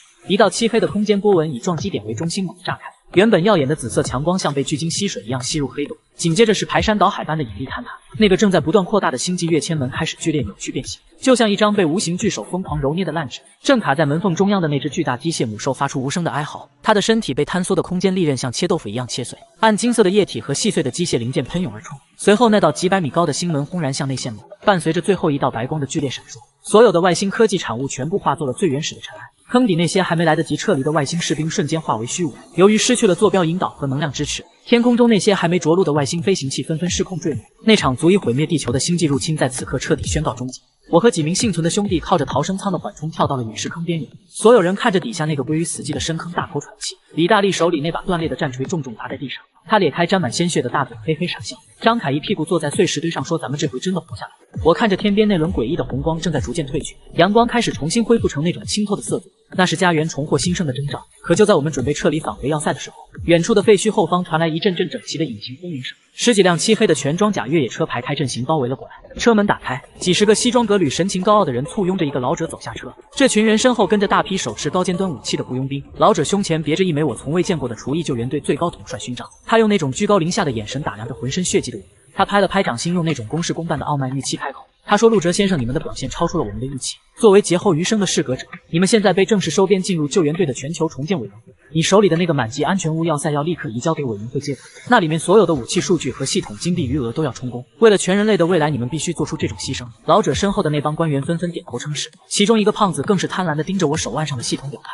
他叫嚣着说：“现在外星威胁已经解除了，这个世界需要新的秩序，你们这些只知道杀戮的粗人已经没用了。识相的赶紧跪下，把控制权交出来，不然委员会将以反人类罪对你们进行制裁。”李大力气得又要挥拳冲上去，我伸出手臂拦住了愤怒的兄弟们。我冷冷地看着那个道貌岸然的老者，我说：“那些兄弟在前面拼死挡枪的时候，你们躲在哪？外星母舰骑到脸上的时候，你们那委员会又在干啥？现在仗打完了，你们想出来吃现成的，还要拿全人类的未来当遮羞布？我这辈子最恨的就是你们这种躲在背后算计人的蛀虫。”老者脸色一沉，猛地挥了左手，几十把特殊的等离子抑制枪立刻对准了我们的脑袋。他说：“现在的局势不是你说了算，委员会掌握了全球80%的残存避难所和物资。你的那个9级要塞虽然厉害，但毕竟只有一座。如果你不肯合作，我们就让你们彻底消失在历史的尘埃里。”我听完忍不住大笑起来。由于我刚才杀穿了外星核心，我现在的房主等级早就突破了系统的极限。我点开随身携带的系统面板，轻轻按下了全服最高指令的召回按键。就在那一瞬间，原本万里无云的天空突然出现了一道巨大的阴影，那是我们的9级移动作战要塞。它开启了全速悬浮模式，直接传送到了这片废墟上空。几百米长的厚重装甲底座像一片人造陆地般压了下来，要塞底部的重力场调节装置疯狂运转。老者带来的那些车辆和雇佣兵瞬间感到身体沉重如山，他们所有人像死狗一样被恐怖的重力死死压在地上，连一根小拇指都动弹不得。那帮刚才还不可一世的官员此刻全都吓得屎尿横流。我慢悠悠地走到那个脸色惨白的老者面前，我低头看着他那双充满恐惧的眼睛，我说：“谁告诉你我们要塞只有一座？”我随手点开系统商城的建造分页，由于母舰炸裂掉落的特殊材料和那几千亿的金币奖励，我已经解锁了所有的建筑限制。在老者惊恐万分的注视下，由于重力场的作用，周围大地的土石开始疯狂重组。在我的9级要塞旁边，又一根顶天立地的钢铁巨柱拔地而起，第2座、第3座，直到密密麻麻的半机械堡垒填满了整个陨石坑。每座要塞的顶端都闪烁着摄人心魂的粒子炮火光。我低头看着那个老统领说：“现在这个世界的规则由我来写，既然你要谈秩序，那我就给你展示一下什么是真正的绝对力量。”我挥了挥手，要塞底部的机械臂把这群贪婪腐朽的人全部扔出了防御区，让他们去荒野上体验一下真正的末世生活。在这一刻，系统发出了最后一声清脆悦耳的全局通告。系统提示：由于房主陆哲彻底粉碎了外星意志并清除了寄生组织，地球防御试炼正式宣告满分终结，金币与实物兑换系统将永久保留。陆哲已被地球意志赋予传奇守护者称号。全球进入全面复苏重建阶段。听到这个声音，张凯和冯辉高兴地抱着手里的枪又碰又碰。唐小月和小薇跑过来，紧紧挽住我的左右胳膊。阳光此时彻底普照在满目疮痍却生机勃勃的大地上。我看向身后的满级要塞和那一排排钢铁森林，我转头对着兄弟们说：“以后没人能再把我们当成小白鼠来戏耍了。这片土地我们既然能杀回来，就能把它建设成最坚不可摧的乐园。”李大力憨笑着说：“以后是不是天天都能吃上红烧排骨了？”我搂着他的肩膀，我想起这一路走来的敲门声和那些惊魂深夜。我说：“以后不但有肉吃，而且咱们所有人都能在阳光下睡个安稳觉，没人再敢敲你的门来索取性命。我要建设世界上最安全的城市，让这里成为人类文明重新发芽的种子。”在欢呼声中，我关闭了那个陪伴我一路厮杀的血腥系统界面。我看着远处那些正在尝试反清的废墟草原，心里那种沉甸甸的压迫感终于彻底消散。我是顶级房主陆者，在这个崩坏的末世里，我终于带着我的兄弟和我的目标走到了最后，也走到了新生的起点。那帮自以为是的委员会官员被扔出防护罩后，在荒野凄厉的寒风中瑟瑟发抖。他们原本精致的西装很快沾满了尘土，没了那些高科技武器和雇佣兵的保护，他们在废墟里连一只最普通的变异老鼠都对付不了。我站在要塞高耸的城墙上，冷眼看着这一幕，心里没有一丝怜悯。这就是末世最真实的法则，不劳而获的人注定被淘汰，哪怕是旧时代的权贵也不例外。转身回到指挥大厅，兄弟们正围在全息地图前兴奋地讨论着未来。张凯指着地图上一大片红色的区域，他说：“陆哥，现在咱们有钱有资源，先把这片被核辐射污染的土地给净化了吧，那里可是以前最好的产粮区，只要能种出粮食，哪怕系统以后没了，咱们也能活下去。”我点了点头，这正是我想做的。虽然现在系统商店里什么都能买到，但依赖系统终究不是长久之计，只有恢复地球本身的造血能力，人类文明才能真正延续下去。我打开那个令无数人羡慕的满级系统面板，在环境改造栏里毫不犹豫地点击了购买。成千上万台全自动环境净化机器人像蜂群一样从要塞的格纳库中飞出，它们不知疲倦地在废墟上忙碌，中和辐射分解垃圾，重塑土壤。原本灰暗的天空在净化力场的作用下日渐湛蓝，那些枯死的树木残骸被推倒，取而代之的是一棵棵嫩绿的树苗。仅仅过了1个月，要塞周围方圆百里的土地就重新披上了绿装，清澈的河水再次在河道里流淌。这一神迹般的景象吸引了世界各地零散的幸存者，他们拖家带口翻山越岭，只为看一眼传说中的希望之城。对于这些真正想要活下去的普通人，我敞开了大门，只要愿意劳动遵守这里的规矩，就能获得庇护和食物。很快要塞周围就建起了一座座崭新的居民楼，不再是那种阴暗压抑的地下避难所，而是拥有宽大落地窗能让阳光洒进来的现代化公寓。李大力成了新城的建设部长，这家伙虽然长得5大3粗，但干起活来比谁都细心。他每天带着工程队在工地上挥汗如雨，中午休息的时候就坐在钢筋堆上抱着2个比脸还大的红烧肘子狂啃，一边吃一边傻笑，说这辈子没想过还能过上这种神仙日子。冯辉和特种兵小队组建了新城的城卫军，他们穿着系统出品的轻型外骨骼装甲，日夜巡逻在城市的每一个角落。无论是残留的变异兽，还是心怀不轨的流浪者，只要敢靠近一步，就会被无情驱逐。念念也长高了不少，林婉虽然不在了，但唐小月和小薇把她当亲妹妹一样照顾。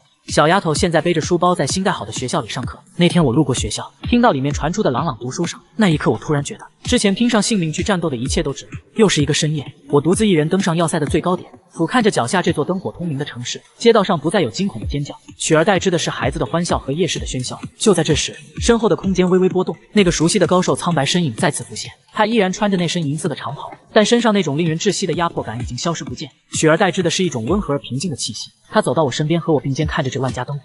他说：“陆哲，你做的比我预想的还要好。地球的防御机制已经彻底稳定，那个残酷的筛选系统也是时候关闭。”我转头看着他，心里竟然涌起一丝不舍。虽然他曾经像个恶魔一样逼着我们在生死边缘挣扎，但也正是因为他的冷酷，才逼出了人类骨子里最坚韧的求生欲。我问他接下来要去哪，还会再回来吗？苍白男轻轻摇了摇头，他的身体开始化作无数光点，缓缓消散。他说：“我的使命已经完成，这颗星球不再需要一个冷酷的监工，未来的路要靠你们自己走。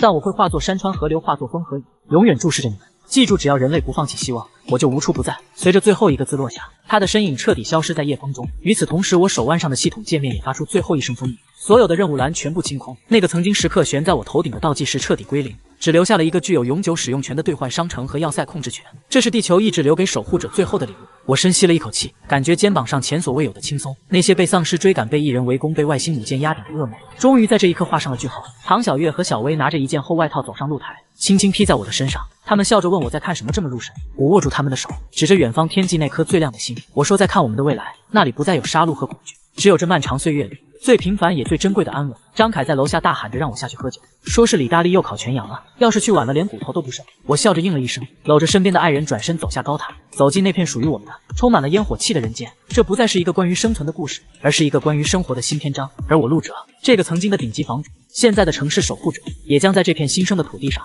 继续书写属于人类的传奇。只不过这一次不再需要系统的机械音来提醒，因为每一天的日出就是最好的证明。